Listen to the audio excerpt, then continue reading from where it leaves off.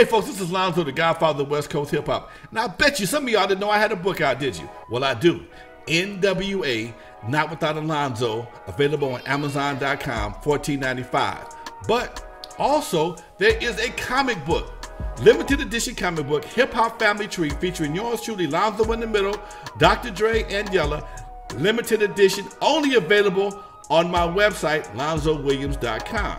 Now, if you want both books, the Hip Hop Family Tree and N.W.A, both of them $30. Go to my website, LonzoWilliams.com. In the comments, put your name and what you want me to say. I'll autograph and make sure it gets to your house right away. Both books, $30, autograph, LonzoWilliams.com. And if you like me, you don't have time to sit down and read like I'd like to, but I love audiobooks. That's why I put my book, N.W.A, Not Without Alonzo, on audio. That's right, but it's available only on CD Baby. Why? Because I set every track, every story to music. So as you ride down the street, listening to the stories of West Coast hip hop, you got some fresh new tracks to bob your head to. Available only on CD Baby, N.W.A, Not Without Alonzo. Check it out, folks. Give you something to ride to. Peace. My name is Alonzo. I'm the Godfather of West Coast hip hop. Been in the music game for God knows how long, folks. Since 1983, and made quite a few records. Those who know my history know I've worked with some of the biggest and the best. And unfortunately for all of us, everybody, part of learning the record game is being taken advantage of. Some people learn fast and they're able to recover a lot faster. Some people never recover. Some people get taken advantage of forever. And when that happens to you, you'll feel stupid because you knew better at some point in time, but you still played the game their way. Now, it's a few things that people do to manipulate you, play games on you. First of all, they play on your ignorance. So many people just want to be down, be in the game. They'll do anything just to be a part of it, and they'll sign anything just to be a part of it. I've heard people tell me, Alonzo, I just signed with a new label. Okay, what's the name of the label? Oh, man, it's so-and-so. Who's the distribution? They don't have distribution yet, okay? How much money they give you? They didn't give me no money. They're gonna promote. No, I got to promo my own stuff. They just gonna be a part of the production, huh? So what happens is you sign all your rights away, and all they do is wait and hold onto your contract, hoping that you get them a deal. I've seen it happen hundreds of times where people will come in, they'll wear a suit, they'll wear a tie, have a little office, and they'll have so-and-so productions, so-and-so records. And in doing that, they make you feel that they legit and you are a part of something. But basically all they're doing is gathering up contracts to see who's gonna hit. And if they hit, they get a big chunk. They may not do anything for that person's future whatsoever, their career in any way, form, or fashion, but because they got a contract, because they got a piece of paper, they are able to control what happens to them. And record companies sometimes will fold, or the artists will fold and give them, I call it hostage money, giving their hostage money for their freedom. And you know, it could be most of the production budget, or it could be a substantial amount of money. And when that happens, sometimes the artist never recovers. Sometimes it's a drop in the bucket, depending on the level of the artist. So today we're going to show you a few ways how to avoid some of those traps, and also tell you what you should do. Now, I ain't going to give you all the bad news, because the record business is a cold game. It's one of the coldest games you ever be a part of, because when you're playing it, you see it as being all glitz and glamour, all videos and the whole 9 yards, and you want to be a part of that. And when you become a part of that, when you see people playing that game and winning, it makes you want to play even more. But it's one of the coldest games because they take advantage of your ignorance. You know, it's not like you can, like football. Well, the football rules are the football rules. The game is the game. When you learn football in Pop Warner College, it's the same game all the way through. Music business, you learn your craft, but you don't learn the business. There's very few schools that actually teach the business. There are a few now, but even they teach you the business about the basic nuts and bolts. They don't teach you about the game. The music business can be very alluring. What I mean by that is, for the fellas, you got the beautiful women. In the record company, you will find the most beautiful secretaries in the world. Ladies, it's the same thing as well. Bobby, what's up with you, Doc? I'm glad you able to join us today. I was just talking about the music industry and some of the pitfalls that people tend to fall into. I think of all the things that get people confused and get you into a situation where you find yourself signing a bad contract. Here's the crazy part, folks. The music business parties. If you've ever been to a music business party, or you've never been to a music party, you probably missed one of the most lavish events of all time.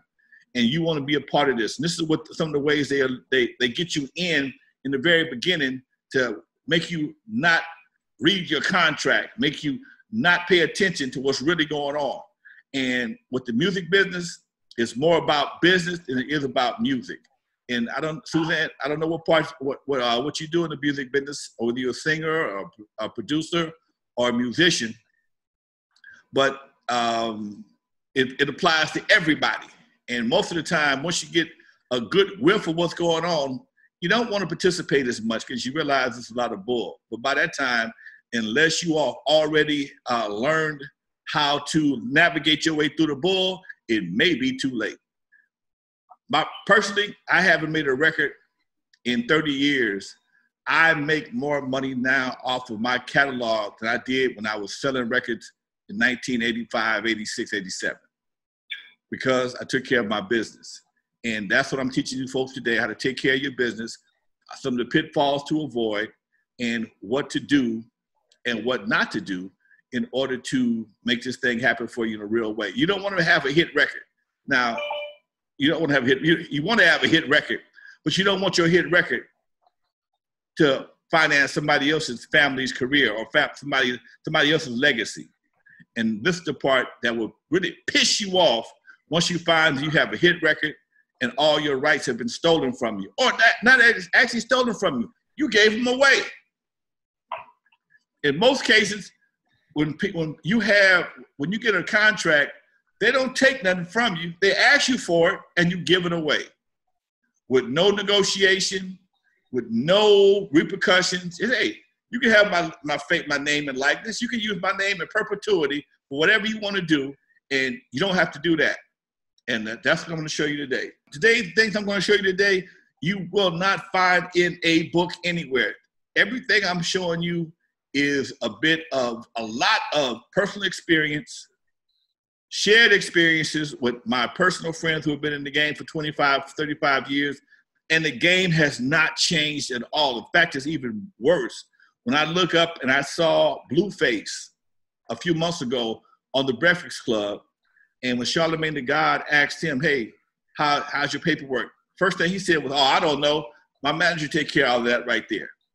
I mean, you know what? These guys need to be on my webinar. When I saw him say that, I knew he was in trouble. And there's so many artists like him, and they are why I'm doing this webinar right now. Because so many people are so in love with the idea of being in the music industry, they will sign anything just to be a part. Giving you an overview of what to expect today. And in a couple more minutes, we're going to start the presentation. I've seen situations where I personally received a contract one time that was 65 pages thick, and it went through the alphabet 3 times. What I mean by that is they have various sections. They have addendums. They call them addendums. Addendums will ask you for another part of the contract, or it will change something in the first 65 pages and ask for additional stuff in an addendum. And at one of these addendums, it said that not only did I get this company, my management company, get a piece of my royalties, but if I got a job, any employment any revenue that I received from employment, it could be a regular job, I had to give them 20%, which means if I got a job slinging burgers at McDonald's, they wanted 20%. There are contracts like that. I've seen them. I received one myself personally. And if it wasn't for the fact that it got wet one day, I'd have put it on my screen and showed it to you. But yes, there are people out there that will give you a contract like that. If you're dumb enough to sign it, they're dumb enough to give it to, they're cruel enough to give it to you. Now, the cold part about it is, once you received it and signed it, you can't go back to the court and say he ripped me off. Right now, if I ask Randall, Sue-Ann, or Bobby, or Vicky, reach in your phone, reach in your pocket and give me your phone, and you give it to me. You can't call the police and say I stole anything from you, because everybody will be a witness that you gave it to me. Therefore, once you give it to me, it's mine. I asked you for it, you gave it to me. There's no robbery committed. When there's no robbery committed, there is nothing to talk about. It's the same thing when it comes to the music industry. I asked you for your name and likeness. You gave it to me. I asked you for your for all your royalties. You asked me for the right to use this name and likeness in perpetuity, which means forever. You gave it to me. So when a judge sees that, basically, he's not going to change it, because once you accept it, when you sign your name on that contract, you just accepted all the terms of that contract. So these are some of the things that we're trying to avoid right now. And stick around, because we're definitely going to give you some game on you that you can utilize as you pursue your career in the music industry.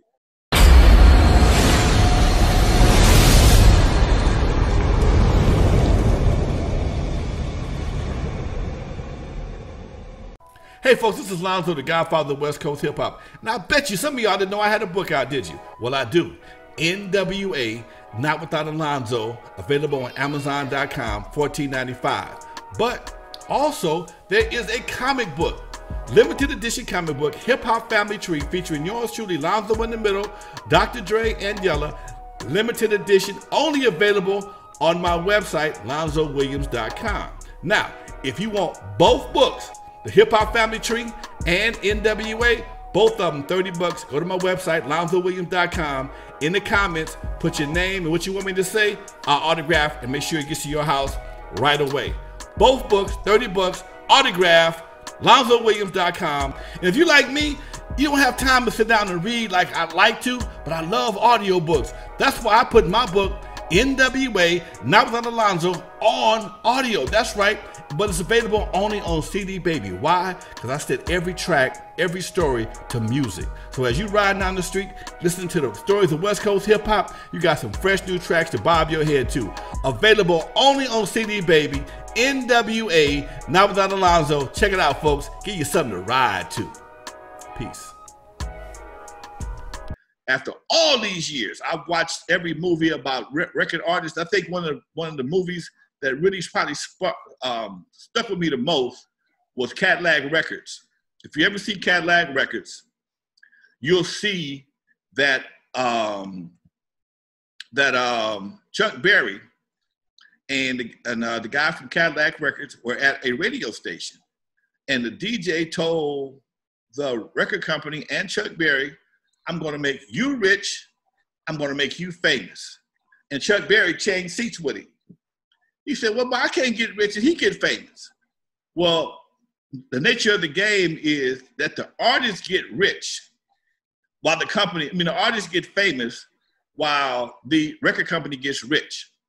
And that's been the nature of the game for so long. And it's almost even worse now. Now, what I'm about to tell you is not just my opinion, it's fact. People get rich from the record industry. Artists get rich to a certain degree, but it's, in most cases, it's nowhere near what they deserve. But because most of them come from nothing, they're happy with what they get. And sometimes that can be just enough. I'm going to start the presentation, folks.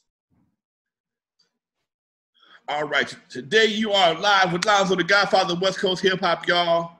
We are doing the new music webinar, the Music Business Masterclass, I'm sorry, and it's going down like this. hosted by yours truly. How not to get screwed in the music business. Lesson 1, understanding the game. Understanding the game, folks. Nobody will play football, any sport, without understanding how the game is played. Now, very few classes will teach you how the game is played. They'll tell you that record business will teach you about publishing, what the standard rates are, various terms. They won't tell you how people get taken advantage of. And this is what we're going to talk today. Music business, 10% music, 90% business. This is why they call it the music business. Most people are not aware of the business part. They're so focused on the music. I bet you right now, there's people all over the world in the studio trying to make a hit record. And if they get a hit record, they will end up giving it away or won't know how to take advantage of it to its fullest. My good friend, Casper, the guy that made Casper, the Cha-Cha Slide back in the mid-2000s, had a hit record out of Chicago. You know what I'm talking about. One left foot stomp, now right foot stomp, now spin, all that right there. He had that record, was on the air, didn't have the publishing cover, didn't have distribution. It wasn't in the store. The record was bootlegged for 6 months before he got his distribution together. So when I see this happening, people are so focused on the art, they forget about the business part. So he was able to retroactively get some things taken care of, but he still missed out on thousands of dollars of airplay from various sources. Take care of your business and it will take care of you. I told you before, I haven't made a record in over 30 years, folks. I received a check this week for a song that I didn't even do. Somebody sampled one of my songs. But because it's my song, Turn Off the Lights is, if anybody knows Master P, Mr. Ice Cream Man. Mr. Ice Cream Man was ripped off from Turn Off the Lights. And every time Master P does something with that song, Alonzo get a check. These are some of the things you have to have your business taken care of so that your business can take care of you. Again, I was not expecting that check whatsoever. It made my day, especially during this Corona time. Made my day. I went to the mailbox. I saw it from my co-publisher. I knew when I see a letter from them, it's usually a check involved. When I looked up, there it was, made my day, made me even happier than I was already that day. And I kept on pushing, dropped it in the bank, all good. But again, so many people make hit records, that money goes someplace else. The same reason why people are burning the streets right now is the same reason why I'm here right now. We need to have a musical revolution where artists can get their full money. Artists have to stop working, let their egos be their business manager. And what I mean by that is stop being so anxious to be in the game that you'll accept anything anybody give you. And this is what I'm here for today. More robberies are committed with pen and paper than with a gun. Think about this for a minute, folks. We all, because I got something myself, we all get robbed when you sign a contract for a credit card. But you're so happy to have access to that $5,000, $7,000, $1,500, $500, you will sign that contract. And that contract will have an interest rate so high that you'd be surprised how much money you give these folks just in interest. But you don't see the interest part. All you see is the $5,000, the $7,000, the $2,000 on the credit card statement. Oh, I got a $2,000 credit card. Okay, fine. But you got a 26% interest rate. You just got robbed. You just got robbed. And I'm guilty because I've done the same thing. I'm not here to tell you I'm no angel, I'm no genius, but I understand how I get robbed, how I got robbed. So once you understand how you get robbed, you figure out a way to alleviate the robbery. What's in a contract, folks? A contract, first of all, what is a contract? A contract is a document that describes the ins and outs of the deal. It tells you what's going to happen, who's going to do it, how it's going to be done. Who, what, where, and how. What do you want in the contract? Most people want an advance. They want a fair recording contract. They want a successful career, promotion, videos, marketing. All those things go into a record deal. But the problem is, here's the part people don't understand. When you're in a record deal, they give you an advance. That money at the top, all that money is basically a loan that you have to pay back when you promote your record, when you promote the videos, when you do the marketing for the product. All that money is just a loan, okay? It's a high interest loan. Now here's the crazy part. They give you the money to promote a product that they own, but they make you pay for it. Let that sink in for a minute. Let that sink in for a minute. You created it. It's in their catalog. They currently own the copyright, which means they own the master to that product.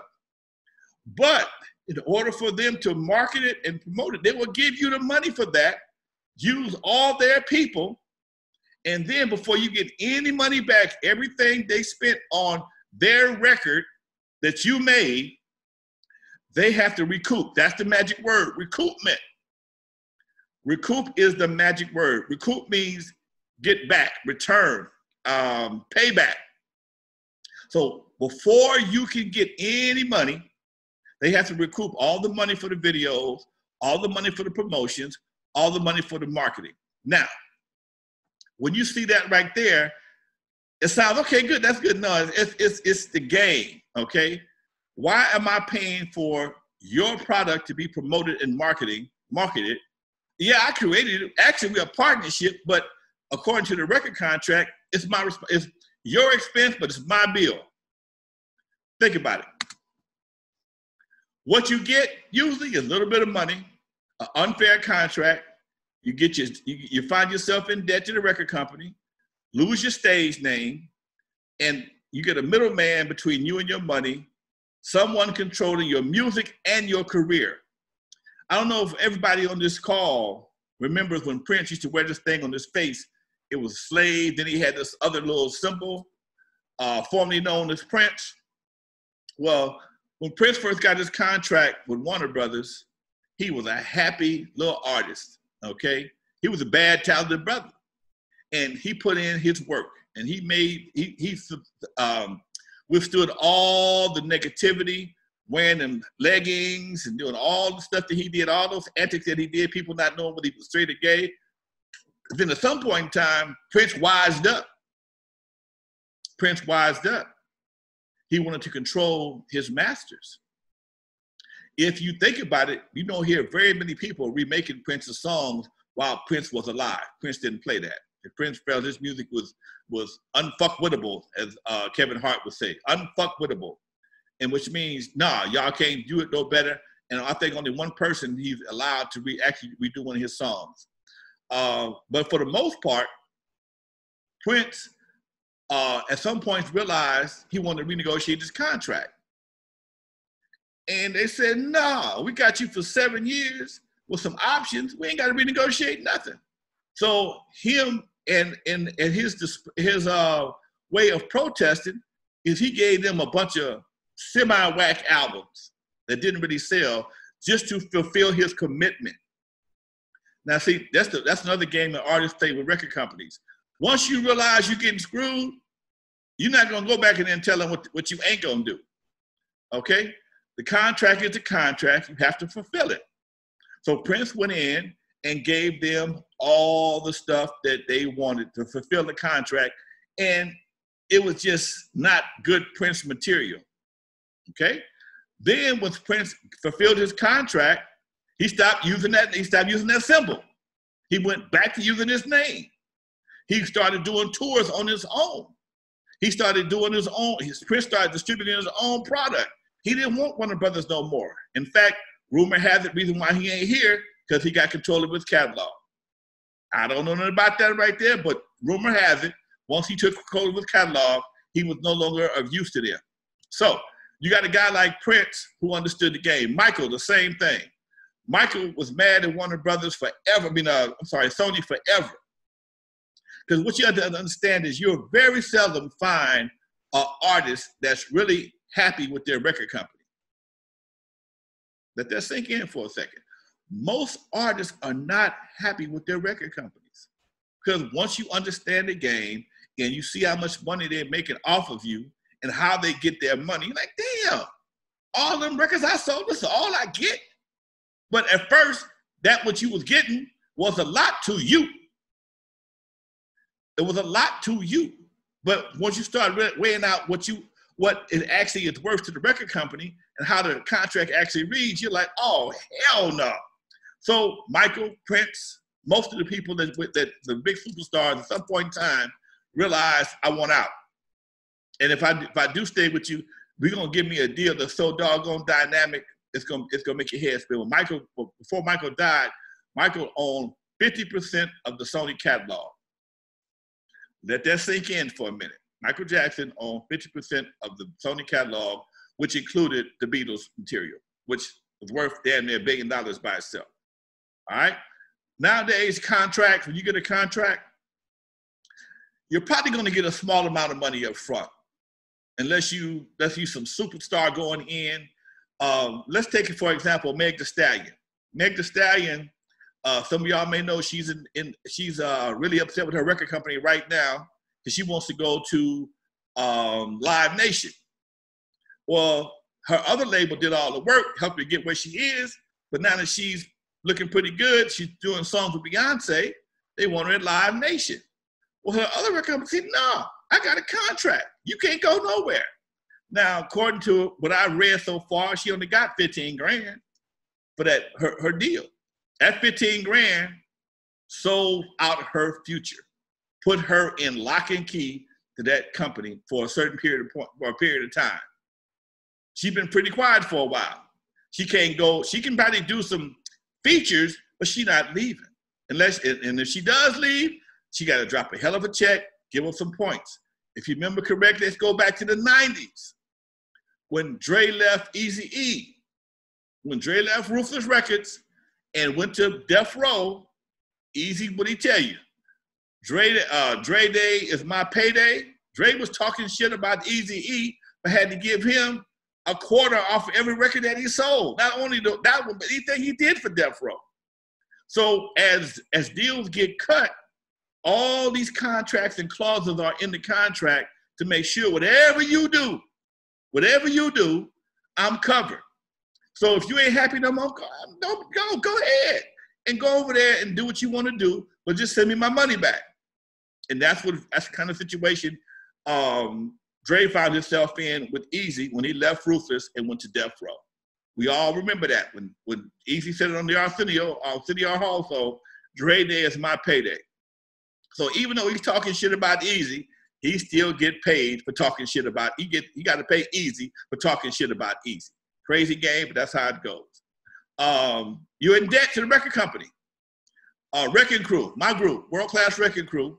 We had an album we did back in 1988, Raptor Romance. They got $100,000 for that album. That album never recouped. It's still, right to this day, I'm in debt, technically, to Sony Records. They're not coming to collect it from me, but if that record, somebody picked that record up and it goes viral, I got to sell a whole lot of records just to get my first dollar after $100,000. It gave me $100,000 back in the 80s. It's 2020 now. If that record, by some chance, somebody picks it up and it goes viral and it blows up, I got to sell a whole lot of records, and not just 100,000. That's what you may think. Or you may have to sell 100,000 based on your royalty rate. If you get a royalty rate of $1 a record, you'd have to sell 100,000 records to get back to even. Let that sink in.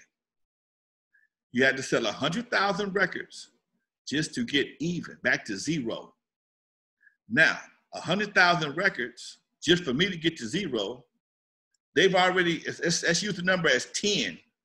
Keep it real, keep the math real simple. 10 times 100,000 is what, 1 million? So they'll make $1 million and I still ain't got to pay me a dime.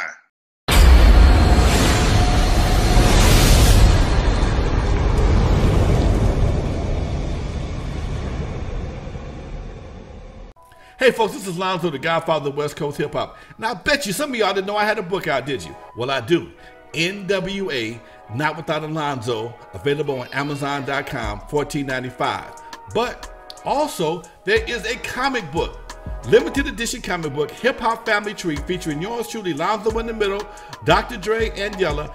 Limited edition, only available on my website, LonzoWilliams.com. Now, if you want both books, the Hip Hop Family Tree and N.W.A, both of them $30. Go to my website, LonzoWilliams.com. In the comments, put your name and what you want me to say. I'll autograph and make sure it gets to your house right away. Both books, $30, autograph, LonzoWilliams.com. And if you're like me, you don't have time to sit down and read like I'd like to, but I love audiobooks. That's why I put my book, N.W.A, Not Without Alonzo, on audio. That's right, but it's available only on CD Baby. Why? Because I set every track, every story to music. So as you ride down the street, listening to the stories of West Coast hip hop, you got some fresh new tracks to bob your head to. Available only on CD Baby, N.W.A, Not Without Alonzo. Check it out, folks. Give you something to ride to. Peace. Like I told you earlier about Prince. Prince lost his stage name.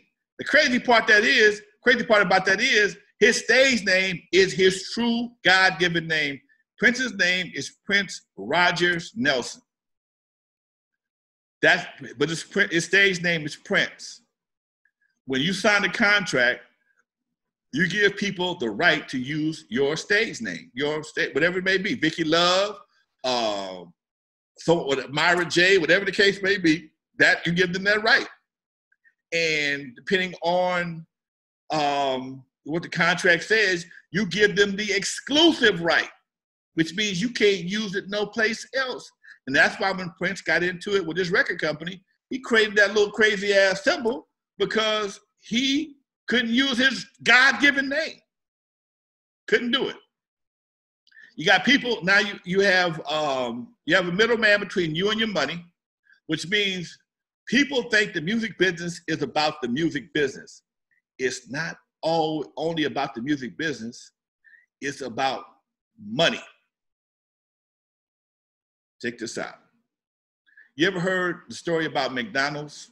What they tell you about McDonald's is not about hamburgers. McDonald's is about land. Same thing with the record industry.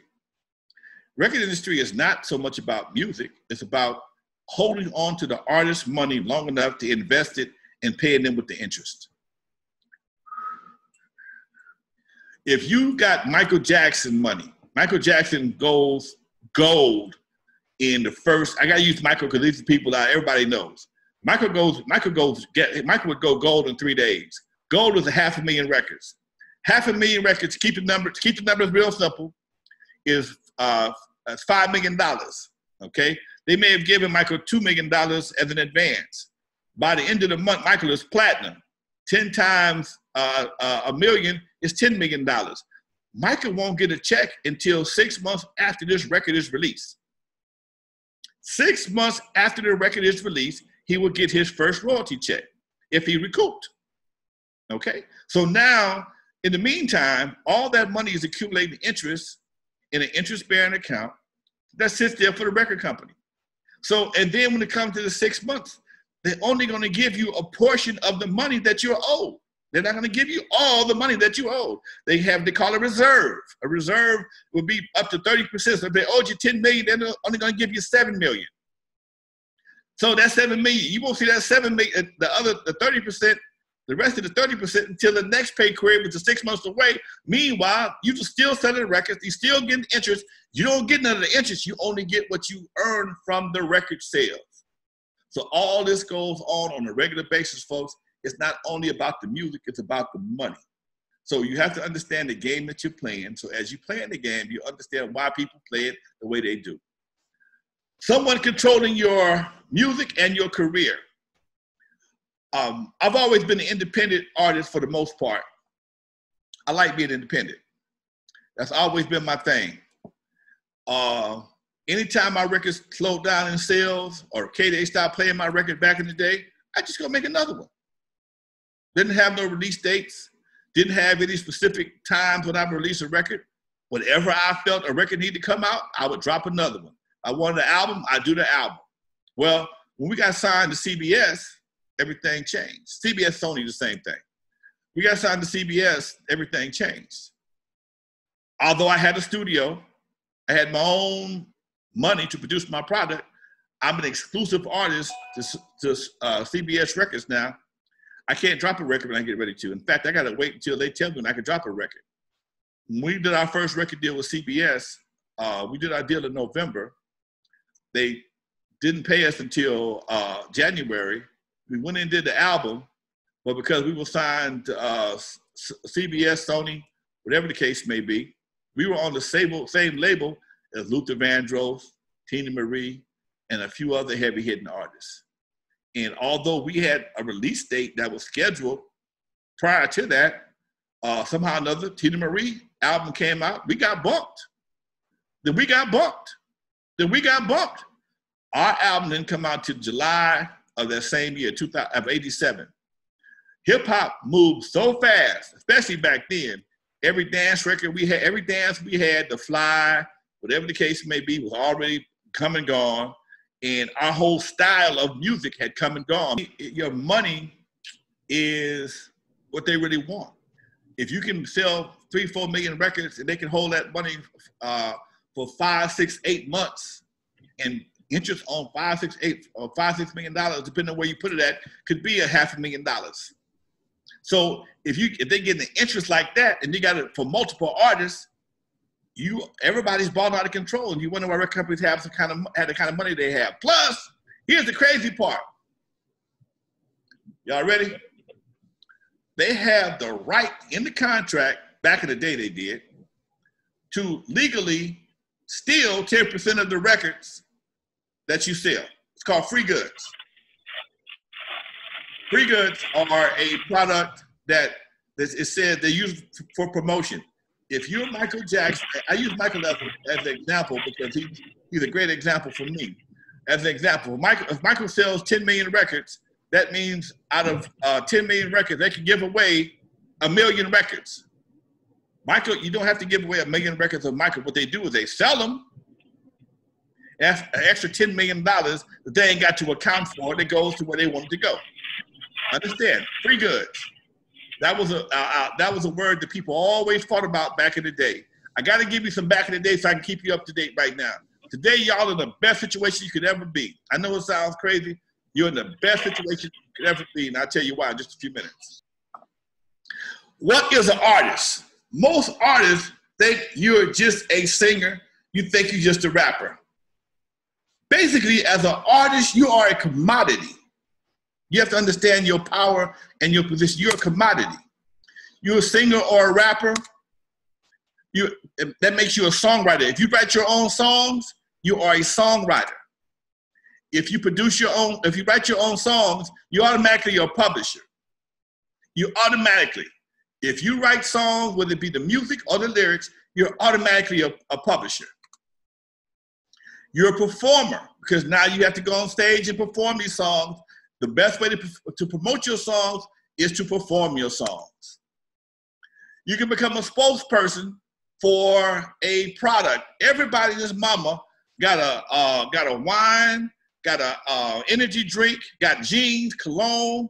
If you are an artist, whether you're a singer, rapper, or an actor, you can become a spokesperson and make more money, or athlete. Most athletes make more money off the stage, off the court, than they do on the court.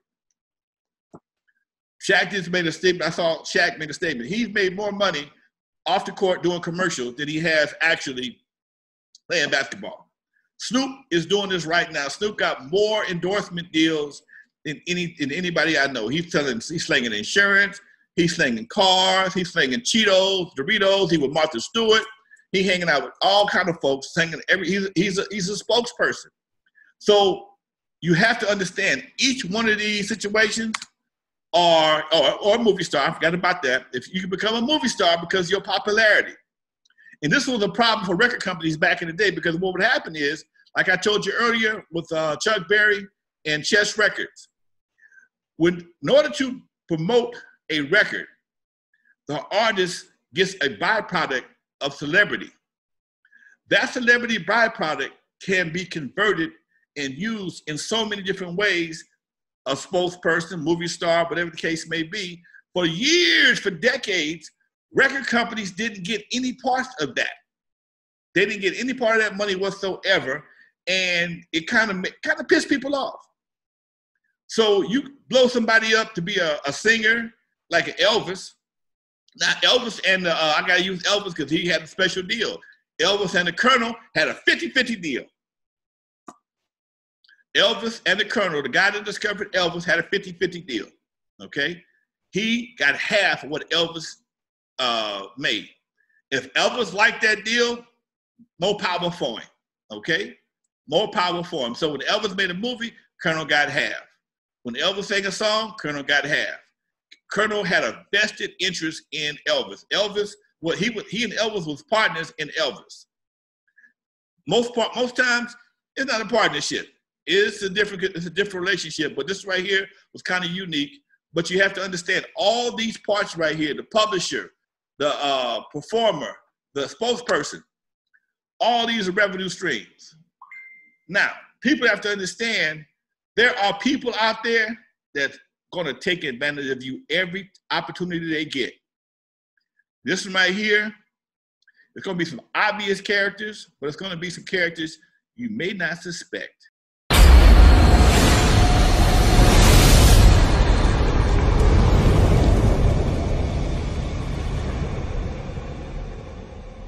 Hey folks, this is Alonzo, the Godfather of West Coast Hip Hop. Now I bet you some of y'all didn't know I had a book out, did you? Well, I do. N.W.A, Not Without Alonzo, available on Amazon.com, $14.95. But also, there is a comic book, limited edition comic book, Hip Hop Family Tree, featuring yours truly, Alonzo in the middle, Dr. Dre, and Yella. Limited edition, only available on my website, LonzoWilliams.com. Now, if you want both books, the Hip Hop Family Tree and N.W.A, both of them $30. Go to my website, LonzoWilliams.com. In the comments, put your name and what you want me to say. I'll autograph and make sure it gets to your house right away. Both books, $30, autograph, LonzoWilliams.com. And if you're like me, you don't have time to sit down and read like I'd like to, but I love audiobooks. That's why I put my book, N.W.A, Not Without Alonzo, on audio. That's right. But it's available only on CD Baby. Why? Because I set every track, every story to music. So as you ride down the street, listening to the stories of West Coast hip hop, you got some fresh new tracks to bob your head to. Available only on CD Baby. N.W.A, Not Without Alonzo. Check it out, folks. Give you something to ride to. Peace. The record company, they want to get you for as much of your money they possibly can, the lowest royalty rate. They want your publishing. They want the rights to your likeness. They want all your any outside ventures. So if they make you a celebrity, make you a big enough celebrity, and you start doing movies, then they want some of that too. And that's how you got the 360 deal. The 360 deal gives your record company a chance to get everything you do. They give you a lump sum of money, $5 million, $3 million, $4 million, $10 million, but they own a piece of everything you do. Now, sometimes that could be a good deal. I know Ludacris was pissed like a son of a gun after he got his 360 deal and realized that his record company got his money from Fast and Furious. He got the deal. He was already in Fast and Furious in the beginning. Somehow or another, he did a new deal, and when it came around for another one of those versions of Fast and Furious, the record company stuck their hand in, grabbed their money. Hey, man, where my money at? No, it's our money now. You got your money already. See, and that situation can work, and it can work, and it can backfire also, because if you get $5 million in 2020, pay taxes on it, it may only end up being $2 million. Your lifestyle may require you to live to make more money. You may slow down in your popularity. But sometimes the record company will put your ass to work to make sure they get their $5 million back. But you might not get no money, no real money, because you already got your money. It's in advance. You still ain't recouped yet. Same thing we talked about earlier. Your manager. Oh, shit. Hey, Vicky. How you doing? We talking about managers. Your manager can be your best friend or your worst enemy. Your manager knows your strengths and your weaknesses. If you trust your manager impeccably, you might find yourself being taken advantage of. Anybody heard of Ruthless Records, Eazy-E, Jerry Heller? That was a big situation back in the day when Eazy-E found out that Jerry Heller wasn't playing right with the money. He didn't like that. And they made a movie about it, okay? So it's very possible for this to happen. Let me check somebody else out here, make sure everybody's here. I see some people want to come in. Let me stop sharing for 1 second, folks. Okay, here we go.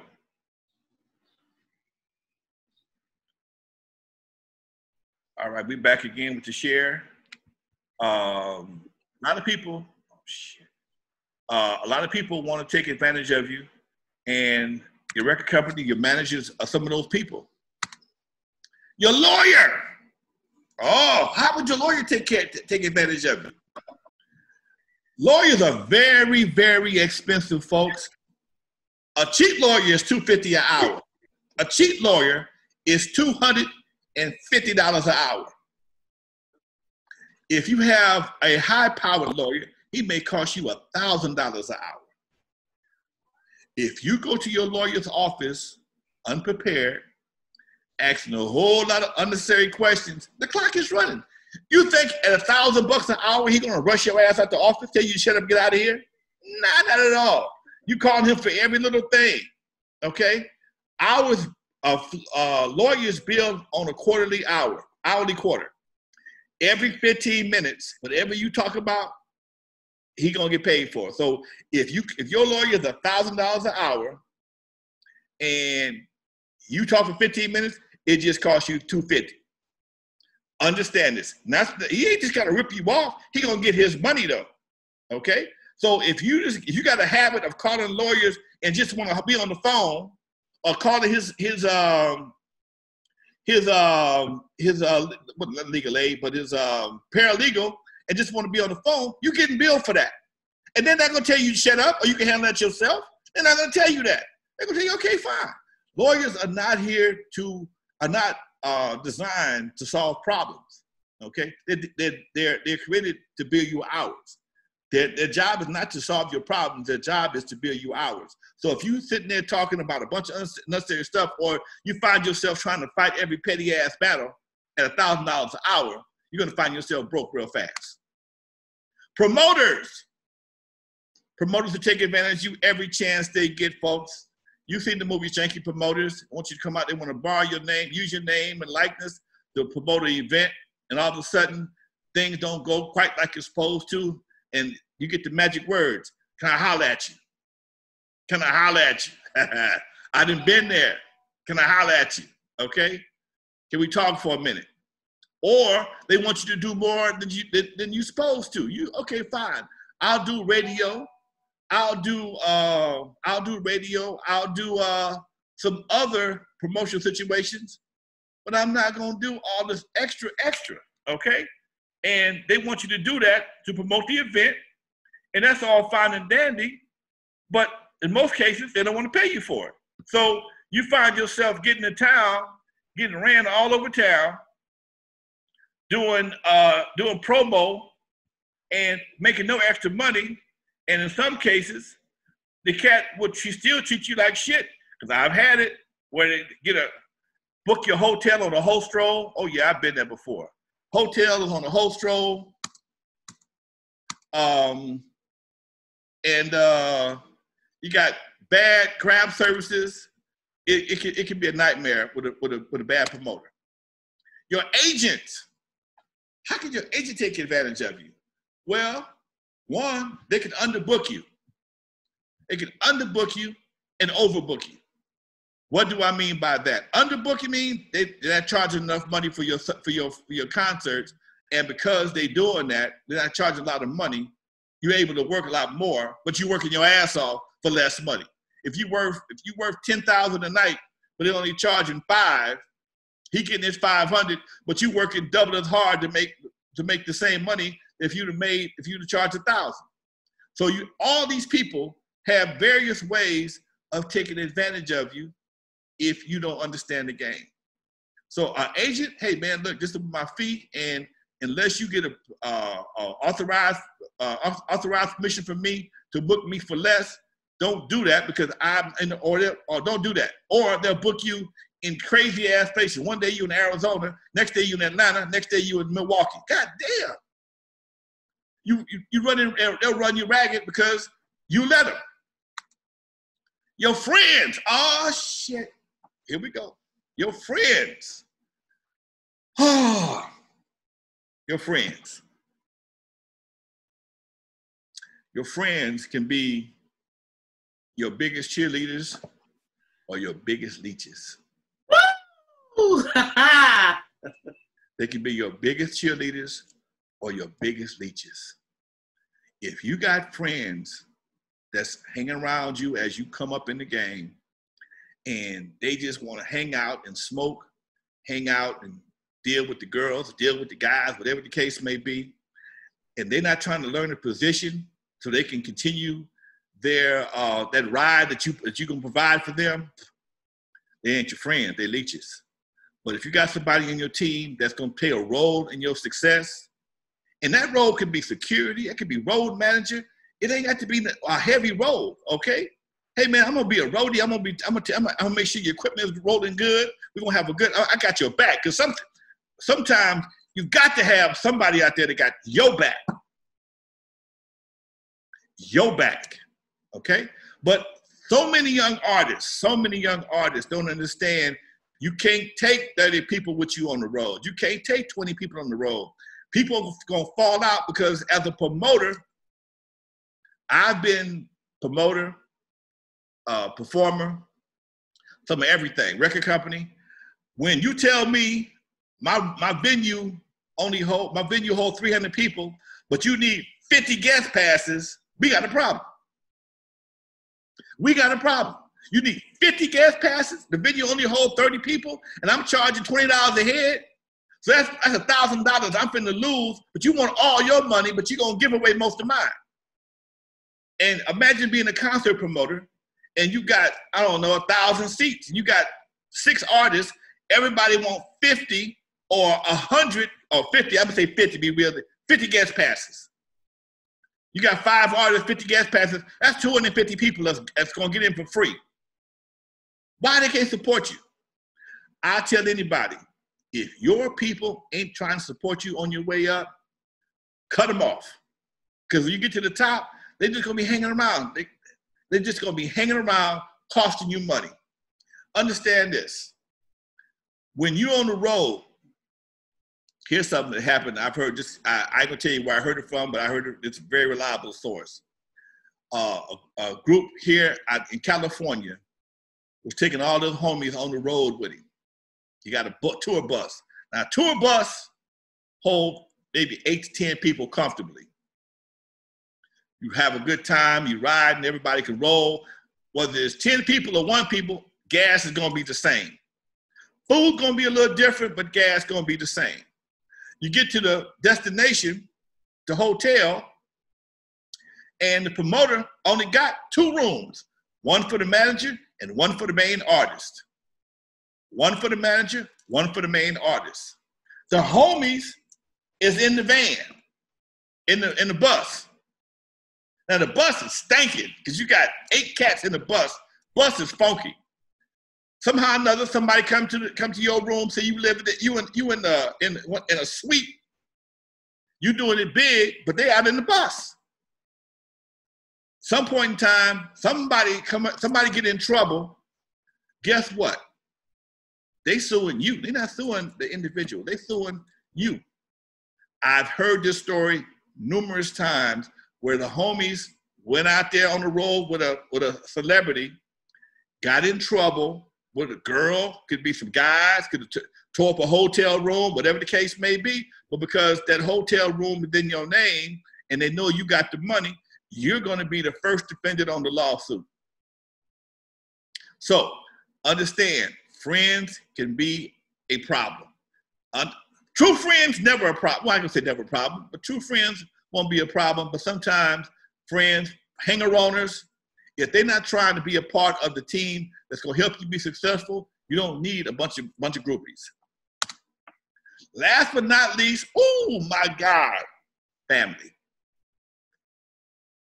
Oh, family and friends are a lot like, family is a lot like friends. If you got family that, oh yeah, he's great, but they ain't trying to do nothing to help you, when you make it, they think you owe them something because you family. Well, it's the same problem you got with the friends. You only got so much room for family and friends because this is a business. It may be fun and games to them, but when it comes down to it, it's a business for you. It's a business for the promoter. If I fall into Oakland, where my family is, I got so many passes I can afford to give away. I may have 10. But if I got 4 other guys with me, everybody can't get 10 because record crew is 4 guys and a young lady. That's 50 people. Promoter ain't gonna do all that. Somebody got to pay. And everybody who got to pay sometimes feel that they're gonna get upset because they got to pay. They're gonna be mad.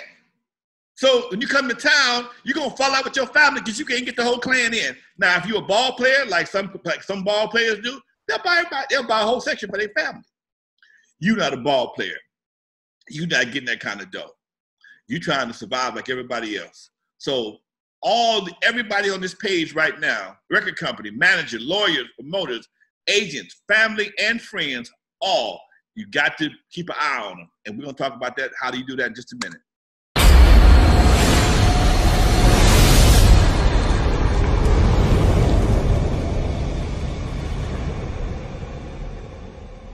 Hey folks, this is Alonzo, the Godfather of West Coast Hip Hop. Now I bet you some of y'all didn't know I had a book out, did you? Well, I do. N.W.A, Not Without Alonzo, available on Amazon.com, $14.95. But also, there is a comic book, limited edition comic book, Hip Hop Family Tree, featuring yours truly, Alonzo in the middle, Dr. Dre, and Yella, limited edition, only available on my website, LonzoWilliams.com. Now, if you want both books, the Hip Hop Family Tree and N.W.A, both of them $30. Go to my website, LonzoWilliams.com. In the comments, put your name and what you want me to say. I'll autograph and make sure it gets to your house right away. Both books, $30, autograph, LonzoWilliams.com. And if you like me, you don't have time to sit down and read like I'd like to, but I love audiobooks. That's why I put my book, N.W.A, Not Without Alonzo, on audio. That's right.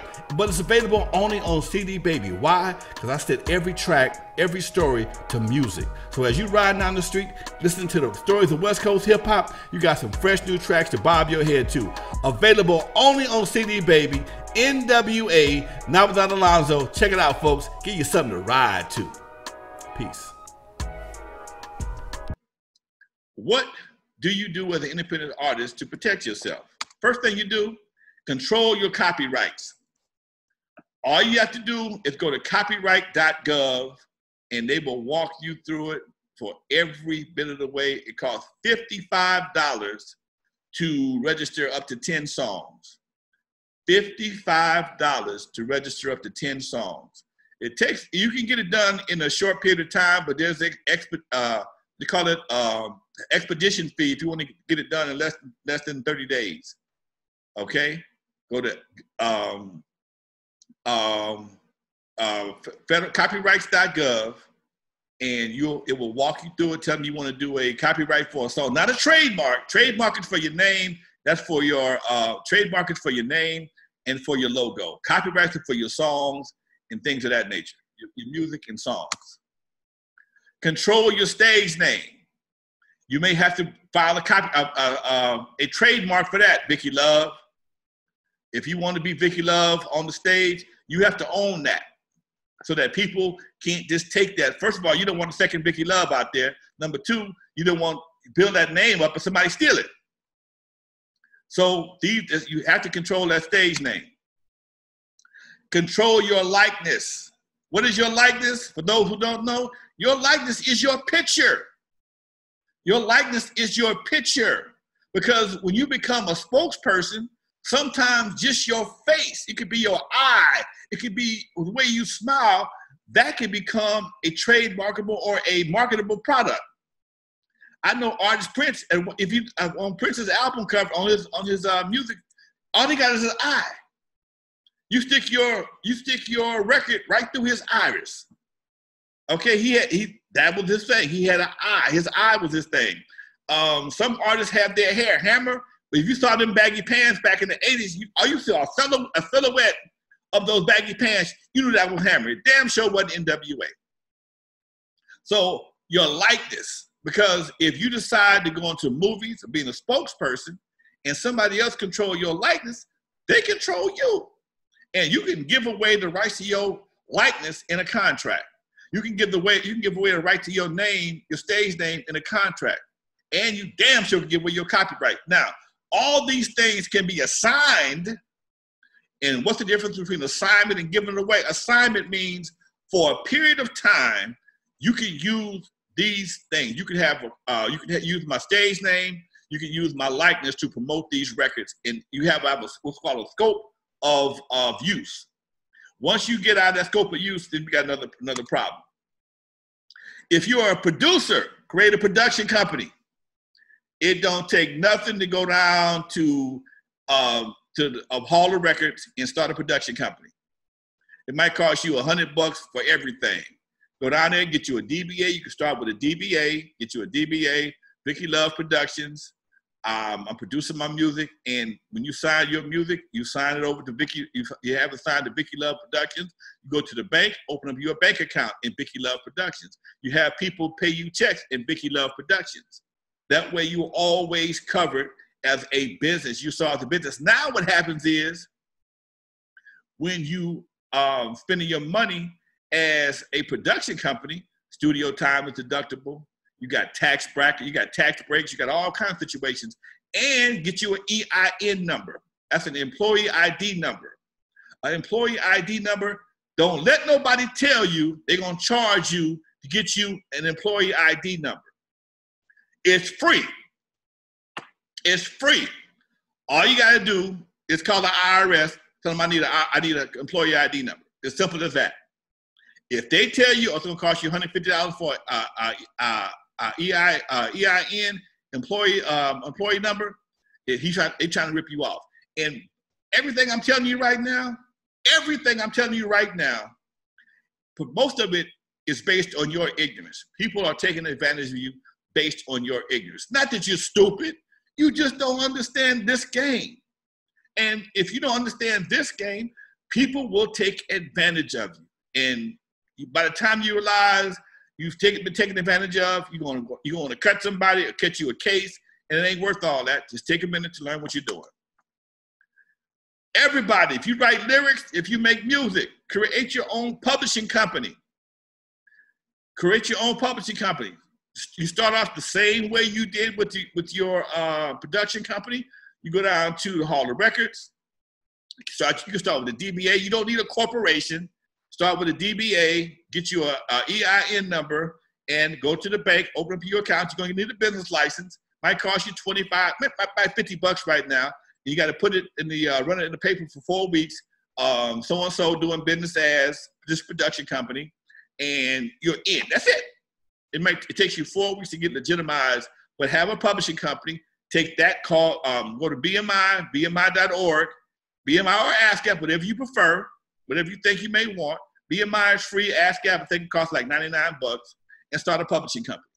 So if you get a record deal, or if you get lucky and be a part of somebody's record to take off, BMI, the publishing rights company, organization can collect your money. I got a call just last week, a guy who had been making records for the past 20 years, didn't know he needed a publishing company. Wondered where his money at? You ain't got a publishing company, man. You got to be registered with somebody in order to get that done. And if you're an independent artist, start a record company. Yeah, again, all that's the same process. You can have it all the same name. You can have it Vicky Love Publishing, Vicky Love Productions, and Vicky Love Records. It don't make no difference. Nobody cares. All that right there, and it could be one situation. All that could be a DBA, Vicky Love DBA Publishing, Vicky Love Production, and Vicky Love Records. All could be a DBA under the same EIN if you want to. In the beginning, you may want to change it at some point in time. In the beginning, we're talking about the beginning now. This is an independent artist. So when you register your songs with Sound Exchange and BMI or ASCAP or whoever, there is a company that this money goes to. Because what you don't want to do is put it under your Social Security number, have all this money coming back to your Social Security number. As an individual, they're going to tax the hell out your ass. If you do it as a business, everything that you do is deductible, but you get more deductions as a business than you will from a personal standpoint. Again, I'm not a accountant, but I know what I'm talking about. Trust me.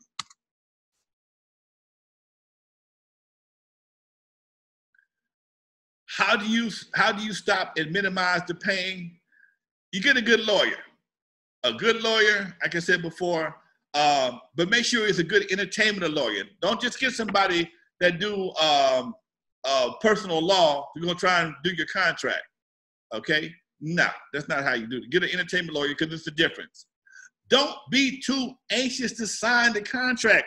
Don't be so hyped up on being a part of somebody's company that you'll sign the first thing that they put in front of you. And that's what happens with most kids. I had one guy, I was in Vegas not long ago. They introduced me to this guy, and this guy was like, man, I would give you all my publishing just to be down with you. I can't do that because I know damn well if you hit one of them songs hit, you're going to be mad. You're going to be mad. So why would I do that to you? But people do, I get these kind of deals all the time, and it kind of pisses me off that the people would be that gullible. Man, I give you all the publishing. I got 100 songs. First of all, if you got 100 songs, you probably got 99 whackers. Second of all, if you're going to give me that much, give me all your publishing, you don't know what you're doing, and I ain't got time to teach you on that level, which means you're going to be a hassle. This guy called me every day for like a month. Understand your power. Understand your power.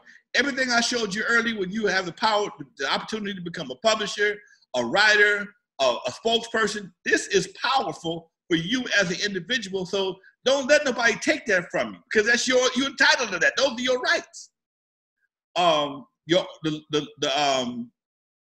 The lawyer, like I said before, a good lawyer, and a cheap one's gonna be $250. Okay, a cheap one's gonna be $250. If you know, I'll show you how to work with that also. A high power one might cost you $1,000. Okay, sometimes you get a lawyer to say, okay, I tell you what, I'll work for a percentage because they really believe in you. But be careful with that one too. Find you a good manager. A good manager. Don't just find somebody that say I'm a manager. Who have you managed? Who has been successful under your tutelage? And if they don't have nobody successful, I'm not saying don't mess with them, but when you mess with them, give them 6 months, non-exclusive. See, this is your power, okay? You want to manage me. Bottom line is, they work for you, okay? You want that person to work for you. You want them to be able to do the job. It's like any other employee. If you're hiring a manager, that's what you're doing. You're hiring a manager. I'm going to give you a trial basis just like they do a tip. I'm going to see what you can do. If I ain't booking no gigs, if I'm not doing nothing significant, if you just sitting here holding this piece of paper, waiting on me to do all the work, why do I need you?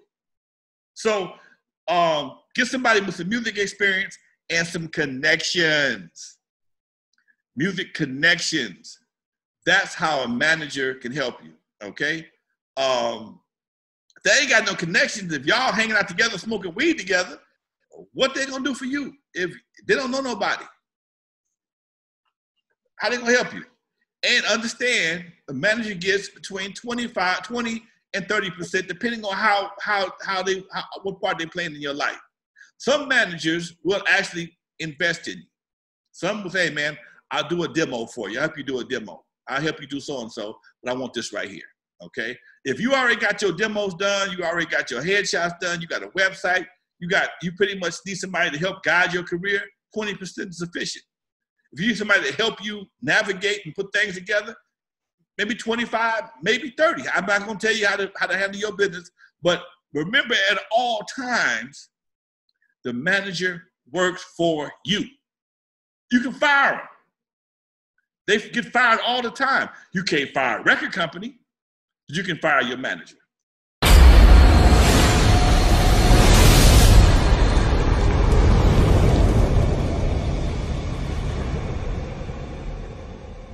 Hey folks, this is Alonzo, the Godfather of West Coast Hip Hop. Now I bet you some of y'all didn't know I had a book out, did you? Well, I do. N.W.A, Not Without Alonzo, available on Amazon.com, $14.95.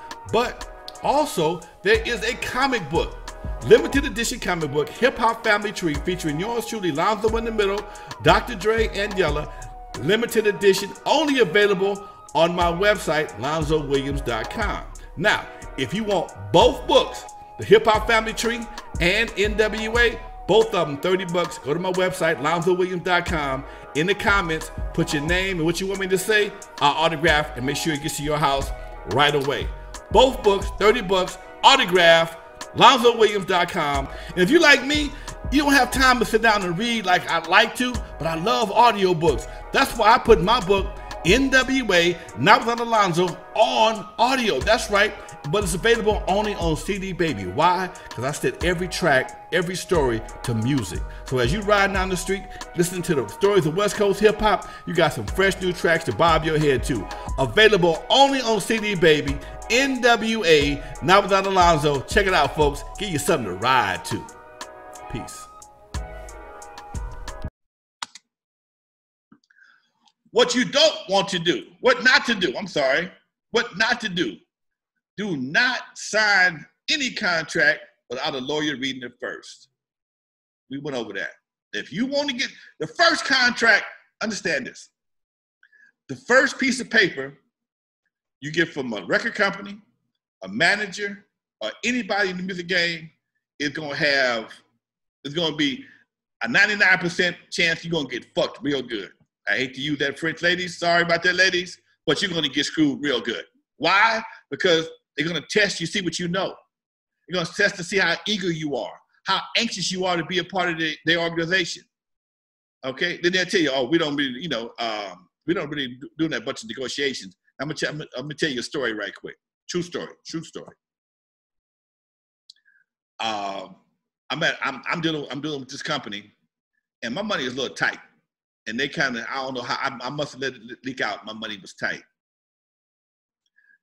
They offered me one price. When I came back, it was something else. So they had the check sitting on top of the contract with my name on it. The number wasn't the right number, but it was close.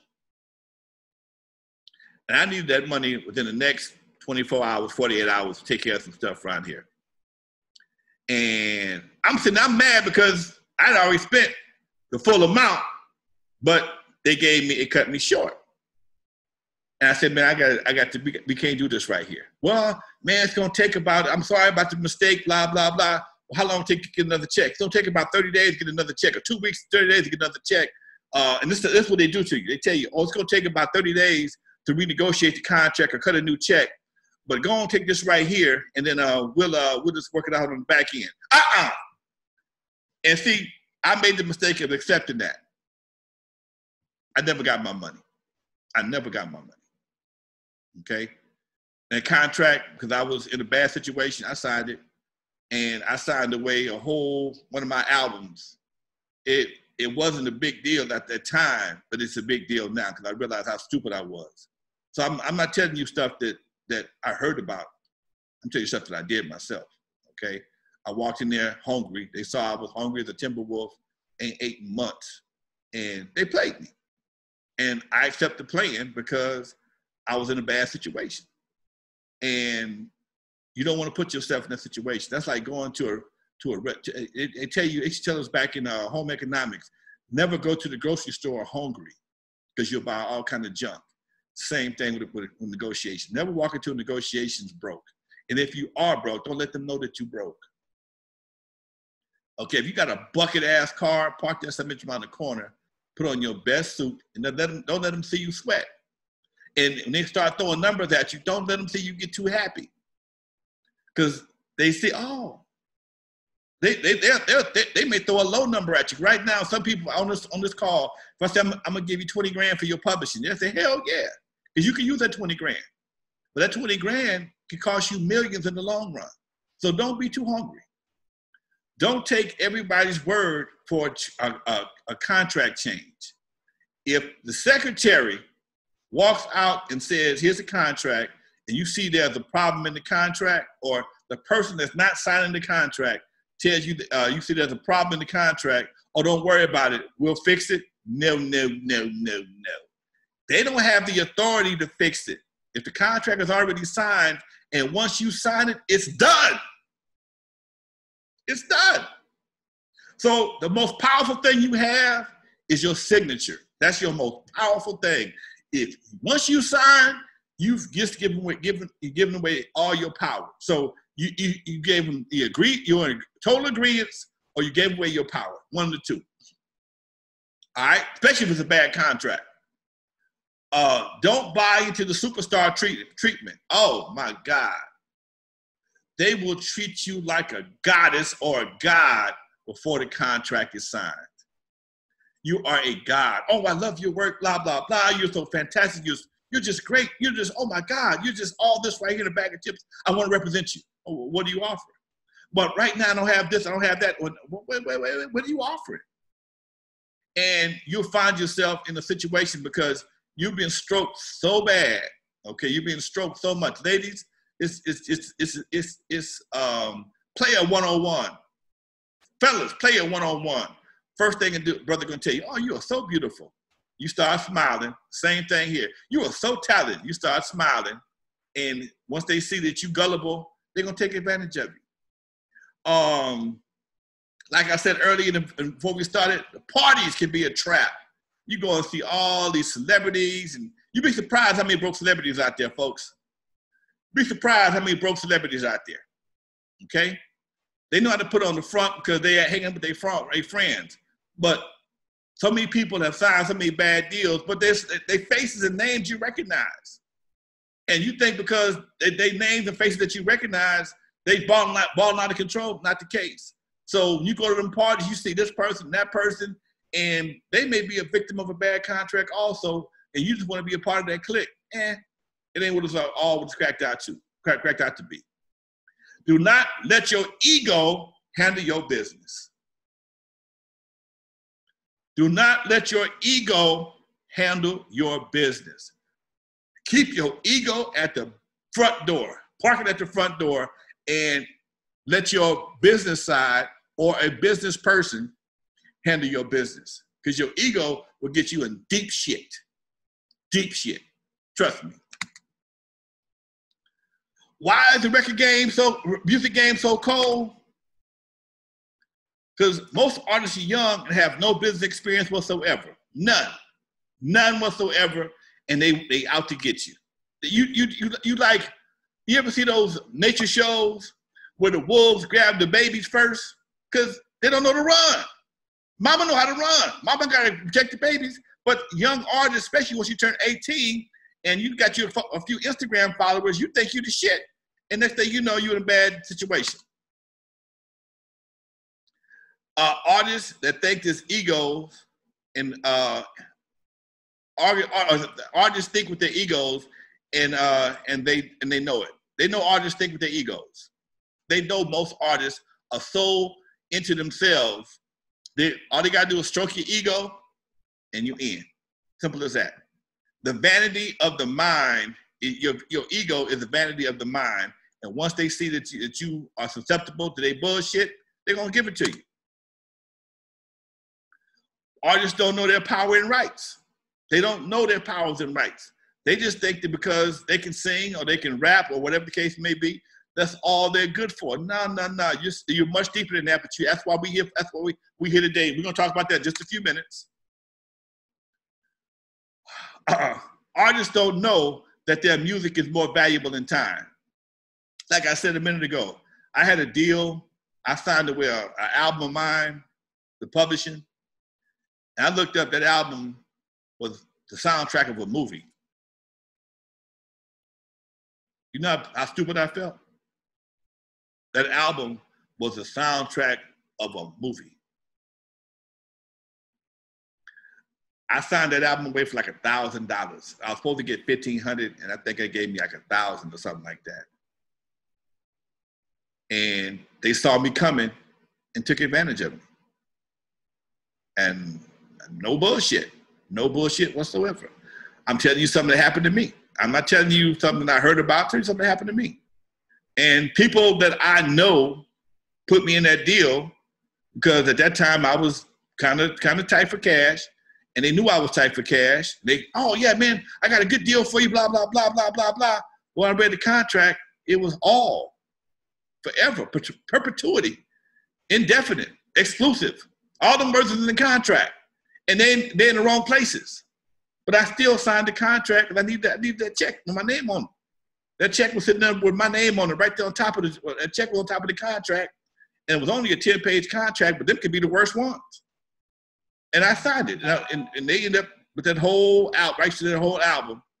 And I kicked myself in the ass right now behind that deal. So, you know, that's why I'm here today, folks. You ain't got to do the same thing that I did. A little money now, but they know our artists will sell their future for a little money. If you get strapped for cash and you have a catalog of albums with music, somebody say, hey man, I give you 10 grand for your catalog, and you sell those albums, original music, that music, all your music is time-stamped. What I mean by that is your music has a date on it. Right now, I'm being courted by Snowfall. Me, Egyptian Lover, Unknown DJ, LA Dream Team, all of us are being courted by Snowfall, the television show. Why? Because we hold the LA soundtrack to the 80s. We hold the LA soundtrack to the 80s. I didn't sell all my shit off. No, I wasn't that stupid, okay? I learned real fast. And because we hold the soundtrack to the 80s, we looking to make some money. Minimum licensing fee, $5,000. Minimum licensing fee, $5,000. Now, with a deal like that, because Snowfall is not a big budget movie, it's on Celestial TV. What happened was, I've done deals with people like them before, and sometimes you take a little bit less money up front because your BMI checks and ASCAP checks will be much larger going forward, okay? Because especially nowadays, when everything is global, you don't know how many countries that Snowfall is being seen in, and whether they convert them the music to a different, the voices to another language, the music still gonna be in English, okay? And you still generate money. So sometimes you'll take a small amount of money, okay, get placed on something like a Snowfall, because it's a hot show. And every time that show get ran, you got money coming. And because it's on a celestial station and not streaming, it may stream also, but because it's primarily on a celestial station, you make more money. You make a lot more money. So yes, my BMI checks have significantly grown since I did a couple of those small deals. If y'all ever seen Michelet deal, Michelet story, they licensed Turn Off the Lights. That was one of my biggest deals. I'll share this with you. It was for $20,000. Let this thing on for a minute. That record is 30 years old, and they paid 20 racks to license that song. Why? Because one, it was for her, okay? But it's the soundtrack of the 80s. That's the highest song I got. When somebody want to do it, turn off the lights, you need some money for turn off the lights. Just like you need some real money for N.W.A. You need some real money for Humpty Hump, okay? Certain songs, because of their value, because of their impact on a certain frame time, their value was much more in today's time. So when you own copyrights, when you own your publishing, when you own your writers, when you own your masters, each one of those are a check. The publisher gets a check, the copyright owner gets a check, and the publisher gets a check. The publisher, the writer, and the publisher, writer, and copyright holder all get checks. The copyright holder gets one check by himself that's equal to the publishing check. So if I got 20 grand for Turn Off the Lights, 10,000 was for the license, 10,000 was for the publishing. Okay? 10,000 for the copyright license, for the sync license, 10,000 for the publishing advance. That's how the game goes. So every time you do a deal, there is a different license for everything. So everybody has to be on board.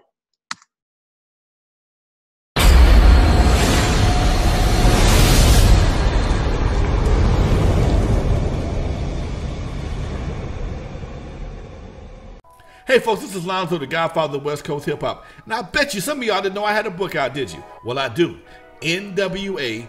Not Without Alonzo, available on Amazon.com, $14.95. But also, there is a comic book, limited edition comic book, Hip Hop Family Tree, featuring yours truly, Alonzo in the middle, Dr. Dre, and Yella. Limited edition, only available on my website, LonzoWilliams.com. Now, if you want both books, the Hip Hop Family Tree and N.W.A., both of them, $30. Go to my website, LonzoWilliams.com. In the comments, put your name and what you want me to say. I'll autograph and make sure it gets to your house right away.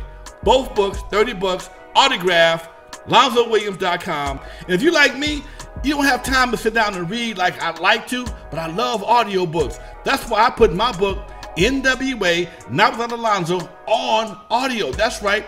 But it's available only on CD Baby. Why? Because I set every track, every story to music. So as you ride down the street, listening to the stories of West Coast hip hop, you got some fresh new tracks to bob your head to.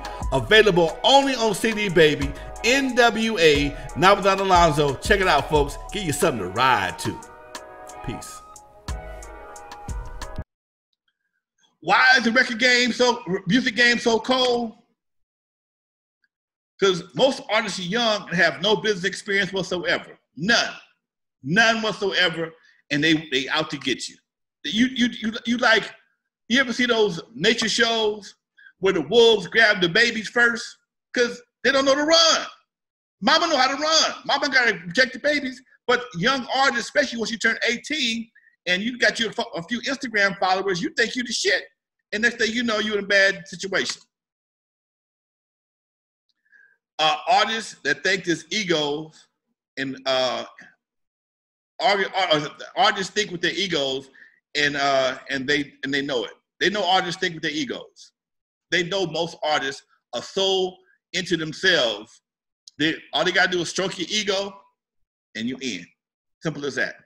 The vanity of the mind, your ego is the vanity of the mind. And once they see that you are susceptible to their bullshit, they're gonna give it to you. Artists don't know their power and rights. They don't know their powers and rights. They just think that because they can sing or they can rap or whatever the case may be, that's all they're good for. No. You're much deeper than that, but that's why we here. That's why we here today. We're gonna talk about that in just a few minutes. Artists don't know that their music is more valuable than time. Like I said a minute ago, I had a deal. I signed it with an album of mine, the publishing. And I looked up, that album was the soundtrack of a movie. You know how stupid I felt? That album was the soundtrack of a movie. I signed that album away for like $1,000. I was supposed to get $1,500, and I think they gave me like $1,000 or something like that. And they saw me coming and took advantage of me. And no bullshit whatsoever. I'm telling you something that happened to me. I'm not telling you something I heard about, I'm telling you something that happened to me. And people that I know put me in that deal because at that time I was kind of tight for cash, and they knew I was tight for cash. Oh yeah, man, I got a good deal for you, blah, blah, blah, blah, blah, blah. Well, I read the contract. It was all forever, perpetuity, indefinite, exclusive. All them words in the contract. And they're in the wrong places. But I still signed the contract, and I need that check with my name on it. That check was sitting there with my name on it, right there on top of that check was on top of the contract. And it was only a 10-page contract, but them could be the worst ones. And I signed it. And they ended up with that whole rights to that whole album. And I kicked myself in the ass right now behind that deal. So, you know, that's why I'm here today, folks. You ain't got to do the same thing that I did. A little money now, but they know an artist will sell their future for a little money. If you get strapped for cash and you have a catalog of albums of music, somebody say, hey man, I give you 10 grand for your catalog, and you sell those albums, original music, that music, all your music is time-stamped. What I mean by that is your music has a date on it. Right now, I'm being courted by Snowfall, me, Egyptian Lover, Unknown DJ, LA Dream Team, all of us are being courted by Snowfall, the television show. Why? Because we hold the LA soundtrack to the 80s. We hold the LA soundtrack to the 80s. I didn't sell all my shit off. No, I wasn't that stupid, okay? I learned real fast. And because we hold the soundtrack to the 80s, we looking to make some money.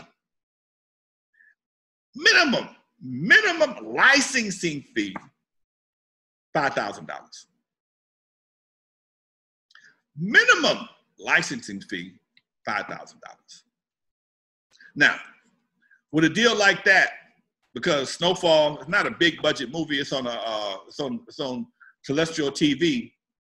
What happened was, I've done deals with people like them before, and sometimes you take a little bit less money up front because your BMI checks and ASCAP checks will be much larger going forward, okay? Because especially nowadays, when everything is global, you don't know how many countries that Snowfall is being seen in, and whether they convert the music to a different, the voices to another language, the music's still gonna be in English, okay?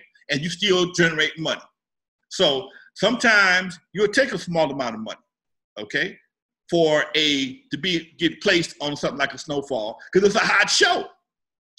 And every time that show get ran, you got money coming. And because it's on a celestial station and not streaming, it may stream also, but because it's primarily on a celestial station, you make more money. You make a lot more money. So yes, my BMI checks have significantly grown since I did a couple of those small deals. If y'all ever seen Michelet deal, Michelet story, they licensed Turn Off the Lights. That was one of my biggest deals. I'll share this with you. It was for $20,000. Let that stay on for a minute. That record is 30 years old, and they paid 20 racks to license that song. Why? Because one, it was for her, okay? But it's the soundtrack of the 80s. That's the highest song I got. When somebody want to do it, Turn Off the Lights, you need some money for Turn Off the Lights. Just like you need some real money for N.W.A. You need some real money for Humpty Hump, okay? Certain songs, because of their value, because of their impact on a certain frame time, their value was much more in today's time. So when you own copyrights, when you own your publishing, when you own your writers, when you own your masters, each one of those are a check. The publisher gets a check, the copyright owner gets a check, and the publisher gets a check. The publisher, the writer, and the publisher, writer, and copyright holder all get checks. The publisher, the copyright holder, gets one check by himself that's equal to the publishing check. So if I got 20 grand for Turn Up the Lights, 10,000 was for the license, 10,000 was for the publishing. Okay? 10,000 for the copyright license, for the Think license, 10,000 for the publishing advance. That's how the game goes. So every time you do a deal, there is a different license for everything. So everybody has to be on board. What's in the contract? How much money you can earn, the term of the deal, the rights you assign, and for how long.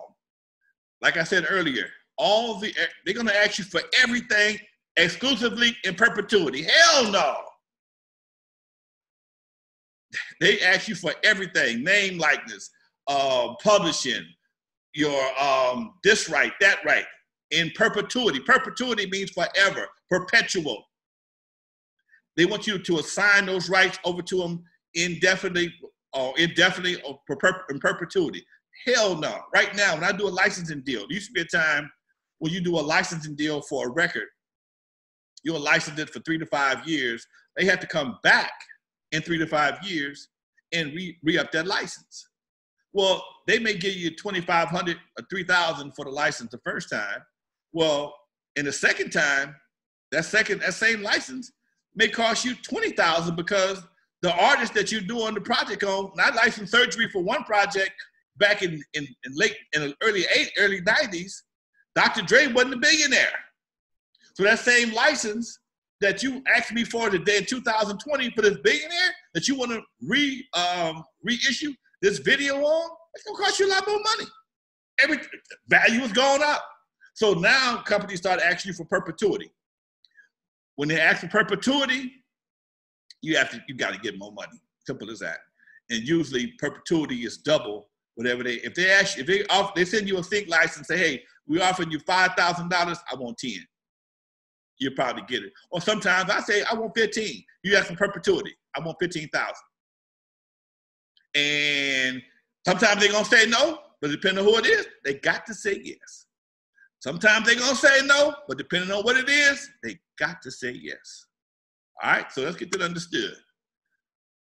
If they ask you for your rights, and sometimes you just give them away, okay? And that's what we're trying to avoid. When they ask you for the rights, you don't have to give them away. You don't have to give them away. Everything is negotiable.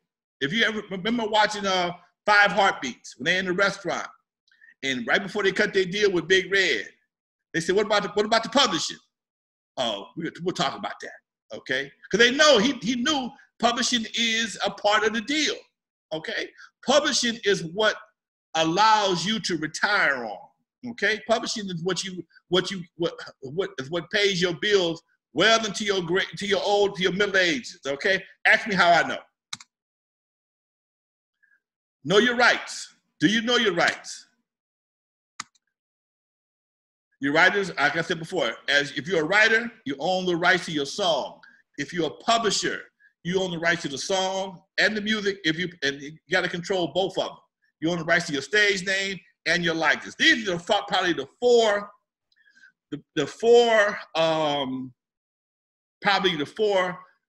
hardest negotiating parts. I'm a writer. I want my writer's credits. I want my own publishing company. If you write lyrics, if you write music, you want your own publishing company. If you definitely want to maintain your stage name, yeah, you could use them, but it got to be non-exclusive.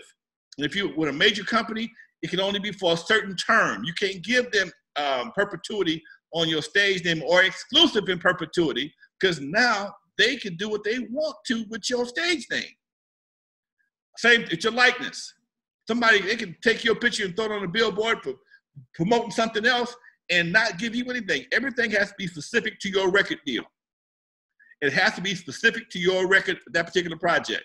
So understand, these are the rights you have to protect at all times. Your writers, your publishing, your stage name, and your likeness. All these are very, very, I can't stress this enough, very, very important.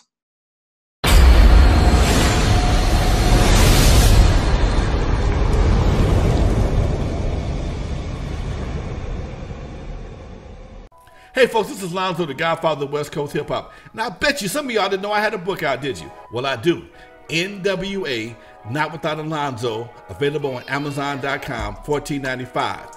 But also, there is a comic book, limited edition comic book, Hip Hop Family Tree, featuring yours truly, Alonzo in the middle, Dr. Dre, and Yella. Limited edition, only available on my website, LonzoWilliams.com. Now, if you want both books, the Hip Hop Family Tree and N.W.A, both of them $30. Go to my website, LonzoWilliams.com. In the comments, put your name and what you want me to say. I'll autograph and make sure it gets to your house right away. Both books, $30, autograph, LonzoWilliams.com. And if you're like me, you don't have time to sit down and read like I'd like to, but I love audiobooks. That's why I put my book, N.W.A, Not Without Alonzo, on audio. That's right, but it's available only on CD Baby. Why? Because I set every track, every story to music. So as you ride down the street, listening to the stories of West Coast hip hop, you got some fresh new tracks to bob your head to. Available only on CD Baby, N.W.A, Not Without Alonzo. Check it out, folks. Give you something to ride to. Peace. What you do? Be willing to learn. Be a sponge at all times, folks. If you don't know, don't be afraid to ask. Trust with suspicion. Trust with suspicion. What I mean by that is, don't be so, don't give anybody blind trust over your career, okay? If they say, here is something, read it. They say, here's your money, count it, okay? Simple as that. It's nothing wrong with that. There's nothing wrong with being a little suspicious. Okay? You don't know what somebody's going through. That may be that one time they take advantage of you because they know you trust them. Be a little suspicious. That's be trust, but be a little suspicious. Not really, not just always accusing somebody of some shit, but just, hey man, trust in God, but tie your camels. What Islam says. Trust in Allah, but tie your camels, man. Be prepared for meetings with anyone that you pay on an hourly basis. Be prepared. Be prepared when you walk into the meeting. When you go to see your lawyer, you got some issues you want to deal with, write that shit down, put it on your phone, okay? Put it on your phone, make some notes, and put a timer on that ass, okay? I'm going to see my lawyer. He's charging me $300 an hour. I'm going to walk in there. I'm going to be out of there some bitch in an hour because I don't want to be stuck in there and him billing me for $600. And don't go in there with a bunch of extra conversation. Be prepared. Go in there, handle your business because trust me, he may be relaxed, kicking back in his chair, but he's charging your ass about an hour. Get your ass in, get your ass out, and ask him, are we on the clock now? Yes, I am. And when you get through, are we off the clock? Yes, we are. And look at your watch. Trust would be suspicious. Look at your watch. Okay. You got me for 59 minutes, right? Okay, cool. You don't want no surprise bills at the end of the month. You don't want no surprise.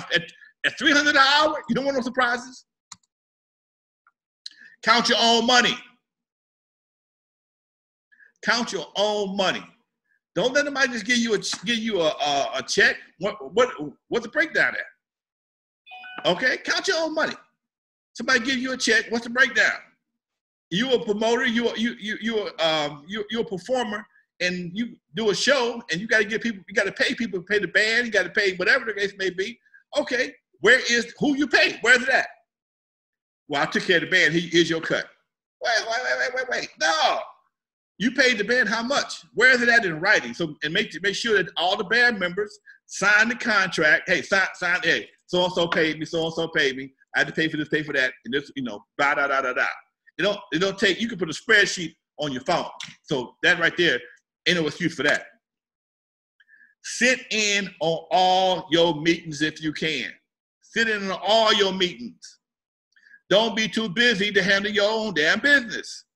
If you got a manager, that's fine, okay? Sometimes just sit there and listen. You may not understand everything going on, but you want to, I tell you what, you'll never know if you don't go to the meetings yourself. So sit there and listen to what they got to say about your business. It is your business. They work for you. Don't get into a bunch of negotiations right there. Step out. If you got something to ask your manager, step outside. Hey man, What about so-and-so and so-and-so? Okay, cool. And handle it like that. You read and sign your own paperwork. Don't give nobody power of attorney to sign your name on that. That don't make no sense. If you're healthy, you sign your own shit. Sign your own checks, sign your own contracts. Have your lawyer read your contract. Make sure your checks, when you look for the invoice. Where is the invoice to this check? I'm not signing a bunch of damn checks. Sign your own checks, read your own contracts. Be cool. Be cool. Be nice. This is the business of relationships, folks. This is the business of relationships. If you're not trying to build relationships in this game right here, you pissing yourself, you're pissing in the wind. I can make phone calls right now, people I've been knowing for 20 years, I ain't seen in 15. Because when I call them, I'm a nice guy. Hey, man, how you doing today? Blah, blah, blah. Shoot your shit with them for a minute. Learn to build relationships because you don't know where the people on this line right now, in a minute, I'm about ready to wrap up, but the people on this line right now, it's managers on this line, it's producers on this line, it's artists on this line. If you an asshole, ain't nobody checking for you. If you an asshole, you may be a talented asshole, but it's too many people out here that can sing, dance, rap, produce, to put up with your bullshit. If you're bringing bullshit to the table, you're probably going to end up being left right there. So understand, be cool, be nice. Some people think being a bitch is part of being an artist, being a diva, being some kind of, I forgot what they call the opposite of male divas. I call them bitch-made motherfuckers. But if being difficult to deal with makes you an artist, not at all, man. The coolest artists, the biggest artists in the world are some of the coolest people you want to talk to. And once you understand that, people will deal with you. Nobody wants to deal with you with an asterisk. Oh, Vicky cool, but she got an attitude. You know, Vicky nice, she all right, but you know, you got to watch her sometimes. You don't want that. You don't want that asterisk on your name. Hey, Martin cool. He pretty cool, brother. He all right. He's a good dude. Okay, you don't want no asterisk. You don't want nobody that's explain you. Oh, Alonzo, he all right, but you know, you got to watch him. No, fuck that. So anyway, folks, build relationships, and you'd be surprised how much further your career go. Learn the game you're trying to play, folks. This is the music game. Everything I've taught you is some of the things I've taught you that I've mentioned today, you're not going to find in books. They don't want you to know this. They want you to be as ignorant as possible. Sign the first piece of paper they give you so that they can rip you off for the rest of your life. Jerry Heller once said, if I rip people off so bad, why is it I've never been sued? Because once the contract is signed, you can't sue them. Once it's been signed, you can't sue him. It's not his job to tell you, go get a lawyer. He can, hey man, go get a lawyer. If you don't go get one, it's not his responsibility. I had an argument with a buddy of mine. Well, he should have did this. Those kids, that was grown men. When you turn 18 in the eyes of the law, when it comes to contract, you're a grown ass man. You're a grown ass woman. So if you decide to sign a contract, whether it be a marriage agreement, a credit card, a record contract, whatever you sign, that's what you're stuck with. You can go to court you want to, but 9 times out of 10, you're going to get your feelings hurt. So take care of your business, so your business will take care of you. And I'm opening up the chat room. I think that's it for the presentation, folks. We're just having some fun right now. You live with Alonzo, the Godfather of West Coast hip hop. I hope I gave you something that you can use. And now I'm going to open up the chat room so we can kick it for a minute, folks. Chat room is now open. If you got any questions, please, let me have it. Speaker got a lot of friends on this thing, boy. All right, I'm gonna unmute y'all. Unmute all.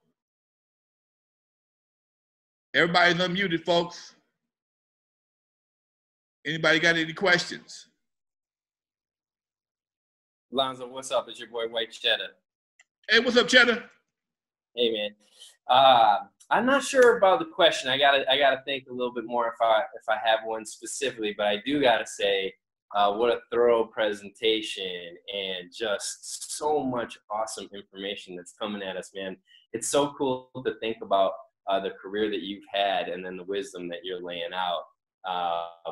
and I know you've mentioned this before, but we couldn't probably find anybody else that has the full gamut of understanding of the artist side and the club owner side and the promoter side and the record label owner. So I just want to say mad shout out for that. And then also, bro, I just watched this thing yesterday that the Compton Unified School District was putting on, and it was kind of similar to this, Lonzo. It was a couple people that Music Unites had asked to come speak to the kids, and I was just thinking as you were going through this presentation, like, I listened to both. I listened to the broadcast yesterday, and I listened to this one, and I took so much more wonderful information from listening to you than I did yesterday. So it would be cool to plug in, I think, with the Compton School District and do this for students, too, that are interested in breaking into the music industry. And that's my 2 cents. Thank you, man. I'd love to do that, Doc. Compton's my home, so I'll reach out for them just to see what the possibilities are. Yeah, well, you got to connect because you got Jeff Harris, and he's the guy that was leading the conversation yesterday. So. Yes, sir. Much love, Chatter. Yep, thank you. I see Suwan was one of the first people to chime in earlier today. Suwan, was I able to help you in your quest for knowledge in regards to the music industry? Suwan, you there? She's on mute. Okay. She can help you. We spoke earlier. All right, well, it's Bobby Buck, but while you're waiting on her, hey, how you doing, sir? How you doing? Bobby Buck. Hey, yeah, I was gonna say it's something I heard about, but I'm not really precise with, like with the artist contract when they go to the studio, artist agreement contract or something like that. What about it? Like when they go, like when you go to the studio, it's like some paperwork you should have before you go to a studio for an artist producer agreement or something like that. Well, sometimes people will take a split sheet with them. I mean, if you're going into the studio to record, and you know you're going to record, and you might have to write some lyrics, sometimes, man, it wouldn't be bad to have a split sheet with you, because sometimes shit just get past you, Doc. You get busy and you forget, or people say, "Oh, we ain't gonna release it right now." I'm gonna say you look up 6 months later, and you on the hit record. Your name ain't nowhere on the record or on the credits, no place. Hey, that's my voice. That's my hook. And somebody else took credit for what you did. Now you want to grab your pistol and go looking for folks. So sometimes, man, it wouldn't be bad if you know you're going to the studio to record. Hey, you can download. You're in the era of Google. You can download basic right now a split sheet, a production agreement, and some of these things. There's even I think I got one. It's a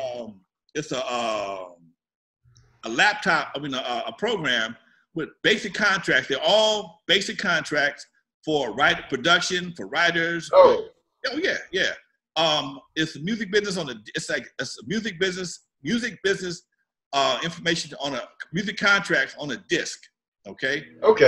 We got them for movies. They got them for music, and this basic contracts and most of the percentages are all blank. So nothing is predetermined. It just gives you the basic language you need to have a legitimate understanding and a legitimate agreement with whoever you're working with. Okay, yeah, I can't remember the name of it. Yeah, split sheet. That's what I tried to cover. Remember, somebody told me about it. A split sheet. Yeah, because I actually did something. Well, I didn't even know I was gonna be there that way. Because my homeboy at the time, we was working with Devontae Swing, and he was singing on a track, and I wrote some lyrics. And Devontae is singing. And then I didn't think that, and I wasn't with ASCAP or BMI and nothing like that, because I didn't, I wasn't thinking about that part. But then later on, they tried to add me to it, but it said you got to be on BMI or ASCAP at that point in time when you write it. You need to be recognized as a BMI writer, and if you're a writer, hey man, what about my publishing? Oh, okay. Yeah. That's how they're gonna do you. Oh, okay. If they publishing, don't ask, don't tell. Straight up. Right. You don't ask about it, they're gonna tell you about it. They're gonna claim it. They're gonna claim it 100%. And if you don't know to ask about it, then they ain't gonna tell you about it. Yep, I learned. Yep. Okay. Yeah. Thank you. You're welcome.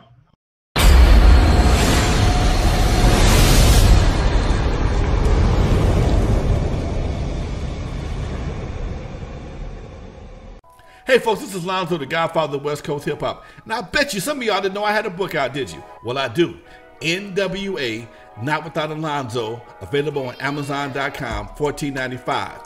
But also, there is a comic book, limited edition comic book, Hip Hop Family Tree, featuring yours truly, Alonzo in the middle, Dr. Dre, and Yella. Limited edition, only available on my website, LonzoWilliams.com. Now, if you want both books, the Hip Hop Family Tree and N.W.A, both of them $30. Go to my website, LonzoWilliams.com. In the comments, put your name and what you want me to say. I'll autograph and make sure it gets to your house right away.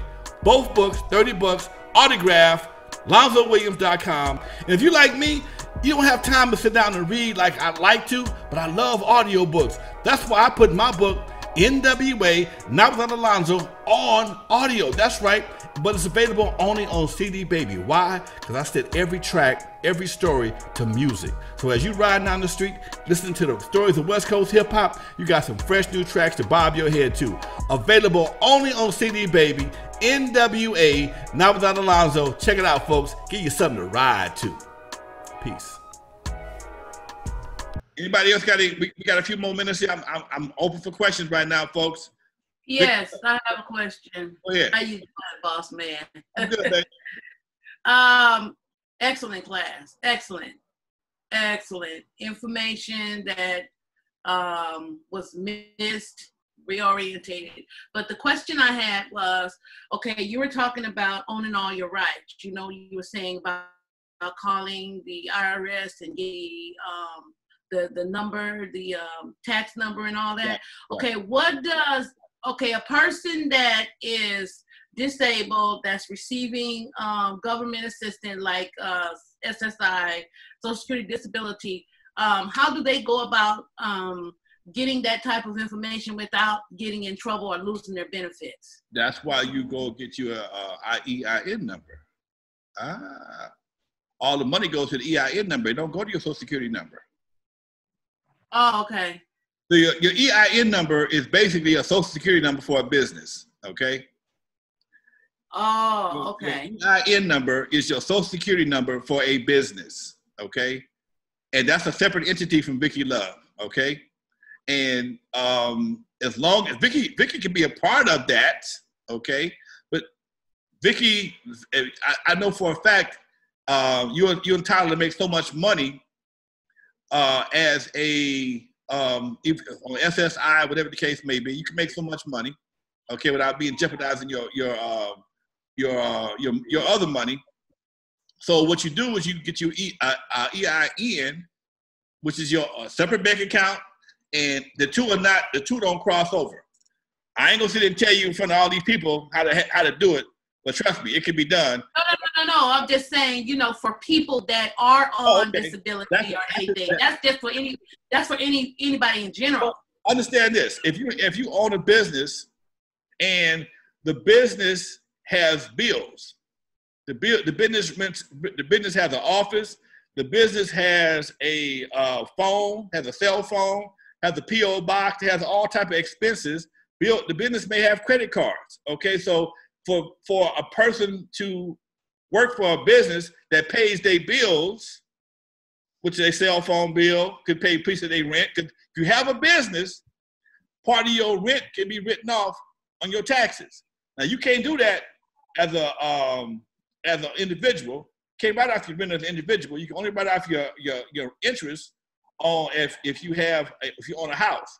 But if you own a business and you're renting an office, okay, that's tax deductible. So if you have a small studio in your house, a portion of your rent could be tax deductible. Again, that's a job for a tax accountant, but I know for a fact it works. So if you got a 2-bedroom apartment and you got one of them bedrooms that's an office or a studio at your house or your apartment that you're renting, and you're paying $1,000 a month, you might be able to get $250 a month deductible off for your business because you work because you have a home-based business. So these are situations that I've been exposed to over the years because I've worked out of my house forever. I had a club and I work out of my house. Just so happened my studio damn near big as my house, so I can write off more stuff than the average person And if they jam me up for audit, this is what, look, you're only supposed to write off so much, a certain percentage. I can write off a good chunk of my, I can write off all my interest anyway, but I can have another source of income for my personal or another expense for my business based on my studio itself. And all my equipment that I rent is deductible. Some things have to be amortized over time when you buy certain things. But again, a lot of stuff is deductible. If you're using Fiverr to do stuff, that's to do flyers, deductible.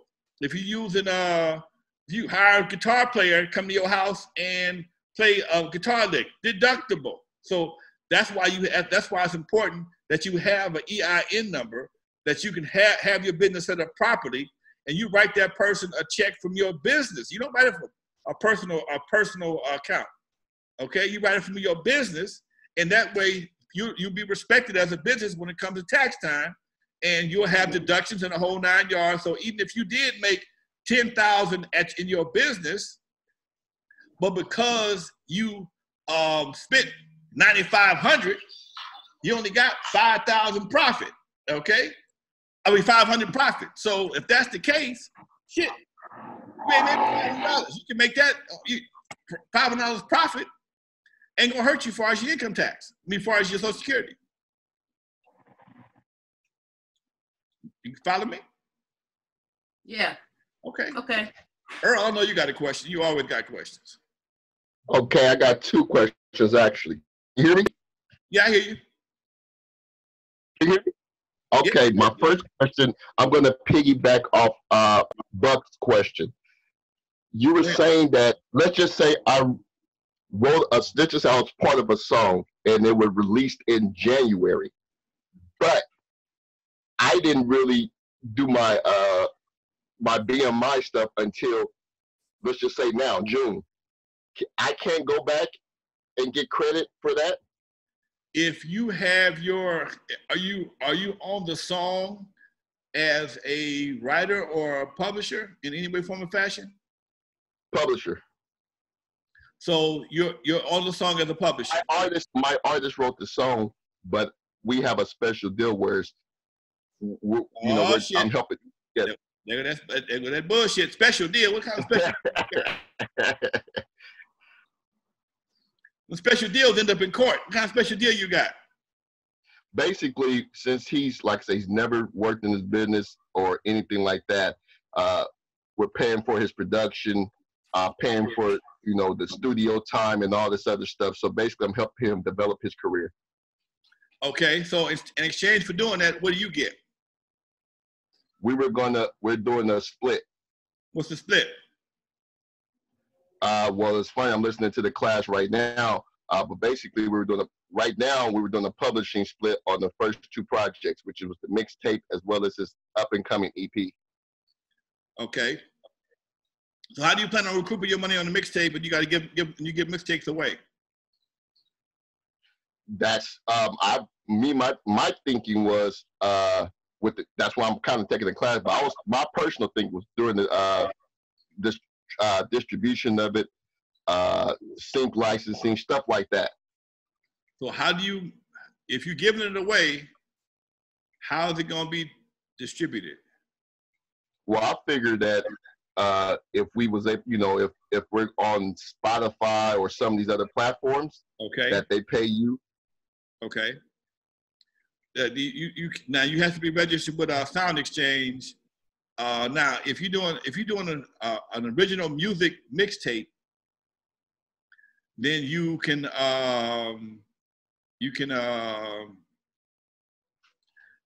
all right. If you're doing somebody else's music as a mixtape, you don't have a problem. Okay, so I could go back. If it's original music, I could go back and add myself for us. Okay, look, this is. You depending on how many you might miss out on a few plays, but trust me, it ain't gonna change your life one way or another. Okay, then we'll piggyback off this. So the situation that Bobby was explaining to you, what did you say was you couldn't go back? What you mean? You said something about he can't go back and or someone told him that he couldn't. You want to get it done as soon as possible, because if you could always try and go back, but if you're dealing with an asshole, you know, like I said, if you got a hit record, and the hook, you say if Earl wrote a hook to a hit record, Earl writes a hook to the hit record, but Earl ain't took care of his business. The record's a hit record now. Somebody else took credit for Earl's hook, and Earl said, "Hey man, what about my publishing?" 9 times out of 10, depending on what kind of guy he is, tell him to kiss his ass. Okay, because you ain't got no proof that you wrote that hook. If that happens, if that person does that, he's gonna be a straight player. Ain't a whole lot of straight players in this game. Unfortunately, ain't a whole lot of straight players in this game. Got you. My second question was, if in today's time and with the new contracts going on in this industry, do you is everything typical as a 360 deal? That's the average which labels are offering artists, new artists. Not necessarily, but there's a lot of them going around. You got to be a pretty big artist to qualify for something like that. You pretty much got to be somebody that they know that if they give them $5-10 million, you're gonna generate that in a certain amount of time. So they just give you an advance so they can, you know, pimp you out to another level. Get you some movies, get you some public, get you some spokesperson deals, so that you can go and make their money back. And if you're a new artist, you know, let's just say you're a lazy artist. You're great inside the booth. You're really, you know, you're amazing in the studio. You can write amazing songs. But let's just say you don't have that ability. Let's just say to go on Instagram to promote yourself and doing all that type of stuff. What do you think is kind of, you know, generally fair? Well, you know what? If a label really wanted you. Don't know what's fair. Fair is always something that everybody determines what's fair for them. Like I said, Elvis had a 50-50 deal with the Colonel. If you got an artist that's great in the studio and somebody that don't want to do marketing, that's a problem. Okay, you got to be willing. If the artist got to be willing to work as hard as everybody else. Okay, some artists have the illusion that when they get signed to a manager, that the manager gonna do all the work, or they get signed to a label gonna do all the work. Yeah, label gonna do a lot. Okay, but it's still about you. People want to see you. People ain't looking to see the label. They looking to see you. So when they buying records based on you, not so much the label. They buying products based on you. So if you're not a lazy artist that don't want to do Instagram or too busy having fun to participate in the marketing of it, that's pretty much going to be a kiss of death. Okay, that means you don't want it that bad. You know, I was on Instagram every day this week doing posts for this event right here. Okay, and I told Shamika, if I get 10 people, I'm gonna be happy, because this is my first time doing it, but it won't be my last. So Shamika, she's my PR person. I can't just let her do all the work. She didn't tell me, Alonzo, you need to do some posts on Instagram and Facebook. No. If I want this thing to be successful, I got to go out and make it happen myself. I got to play a role in that next success. Because I can't blame her if it don't work. Okay. And Shamika says to everyone, fuck a lazy artist. Okay? Yeah, I got that. That's real spit. All right. Fuck a lazy artist. A lazy artist is somebody that's going to blame you for their failures. Okay. You know, and that's one reason why I've never been a manager. I've owned record companies. I'm a publisher. I'm a songwriter. I'm an artist. I'm looking to perform again once this COVID-19 shit is over with. But as a manager, I've seen too many people blame all their failures on the manager. Okay. No, you wrote some whack-ass material. No, you wanted to have your way in the studio, and the shit didn't come out right. So therefore, you got what you got. Okay. And then you don't want to participate in the marketing of the product. So if you're a lazy ass artist, like Shamika said, fuck that.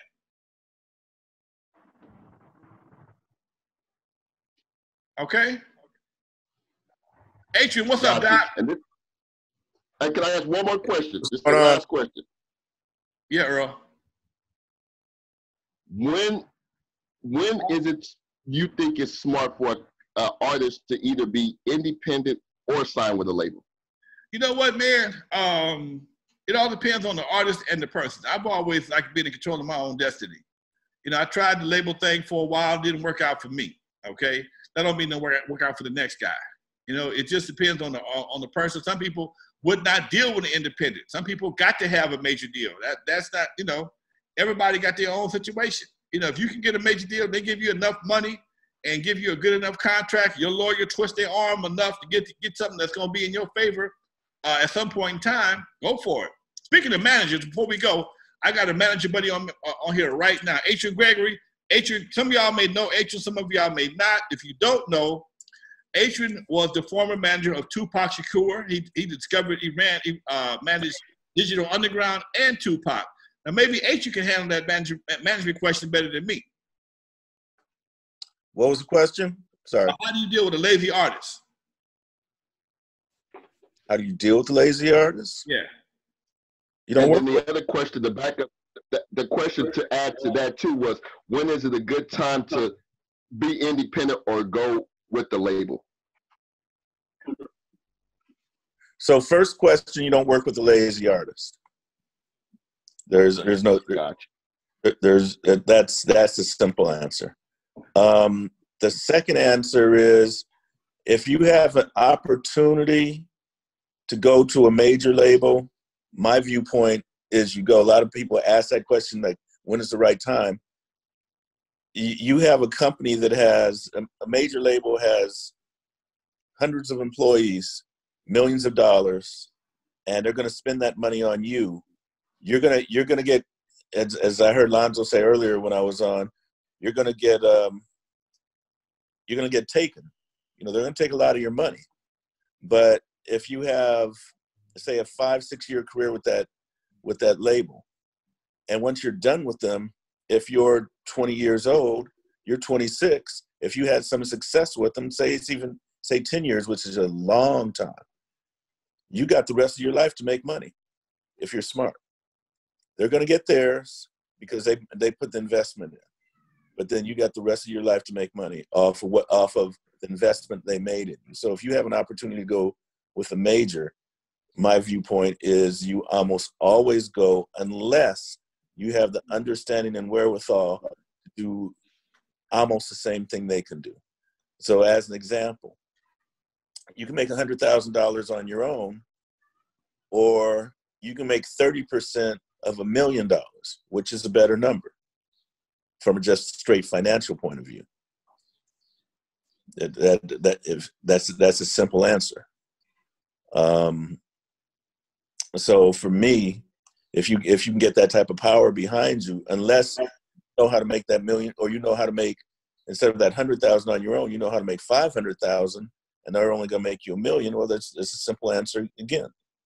So it depends on really what your knowledge is and how you know how to make money in this music business. That's my answer.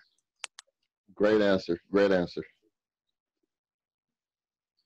All right. Randall and Sue Ann were two people. They came on. They were early with me today. You have any questions before we wrap this webinar up? Does anybody have any questions before we wrap this webinar up? Oh, okay. Yeah. What's your price to be like a consultant? For me? Yeah. We'll talk about that off camera. I got your number. Okay. All right. Anybody else have any questions? Beg pardon, Vicky? I said they can't afford you. Okay. Shamika, I'm joking. Earl, what was your question, Doc?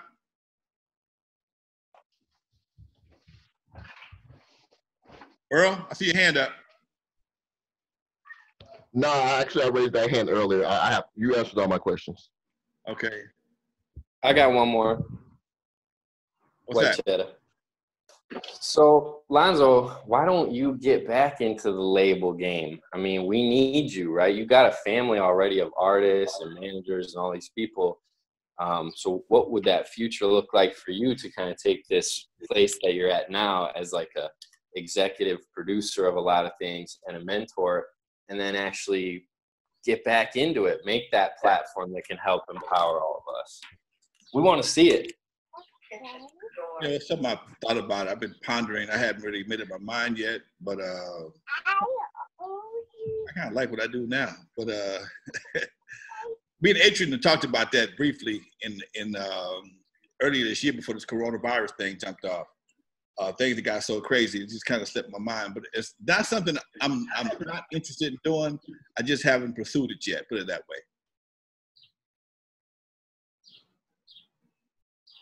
All right. Anybody else got any questions?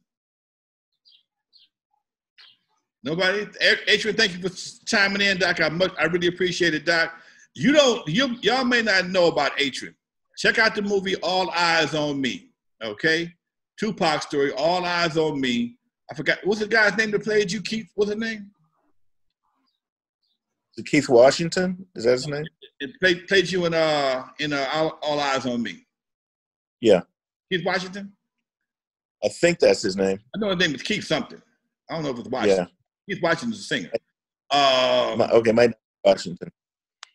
But anyway, folks, yeah, Adrian is a well-renowned manager. He's one of the cats. They was once said that he was the most underrated A&R person in the world. Okay, great guy overall, nice guy. One of my longest relationships in the game. Okay, he and I have been rolling together about 30 years.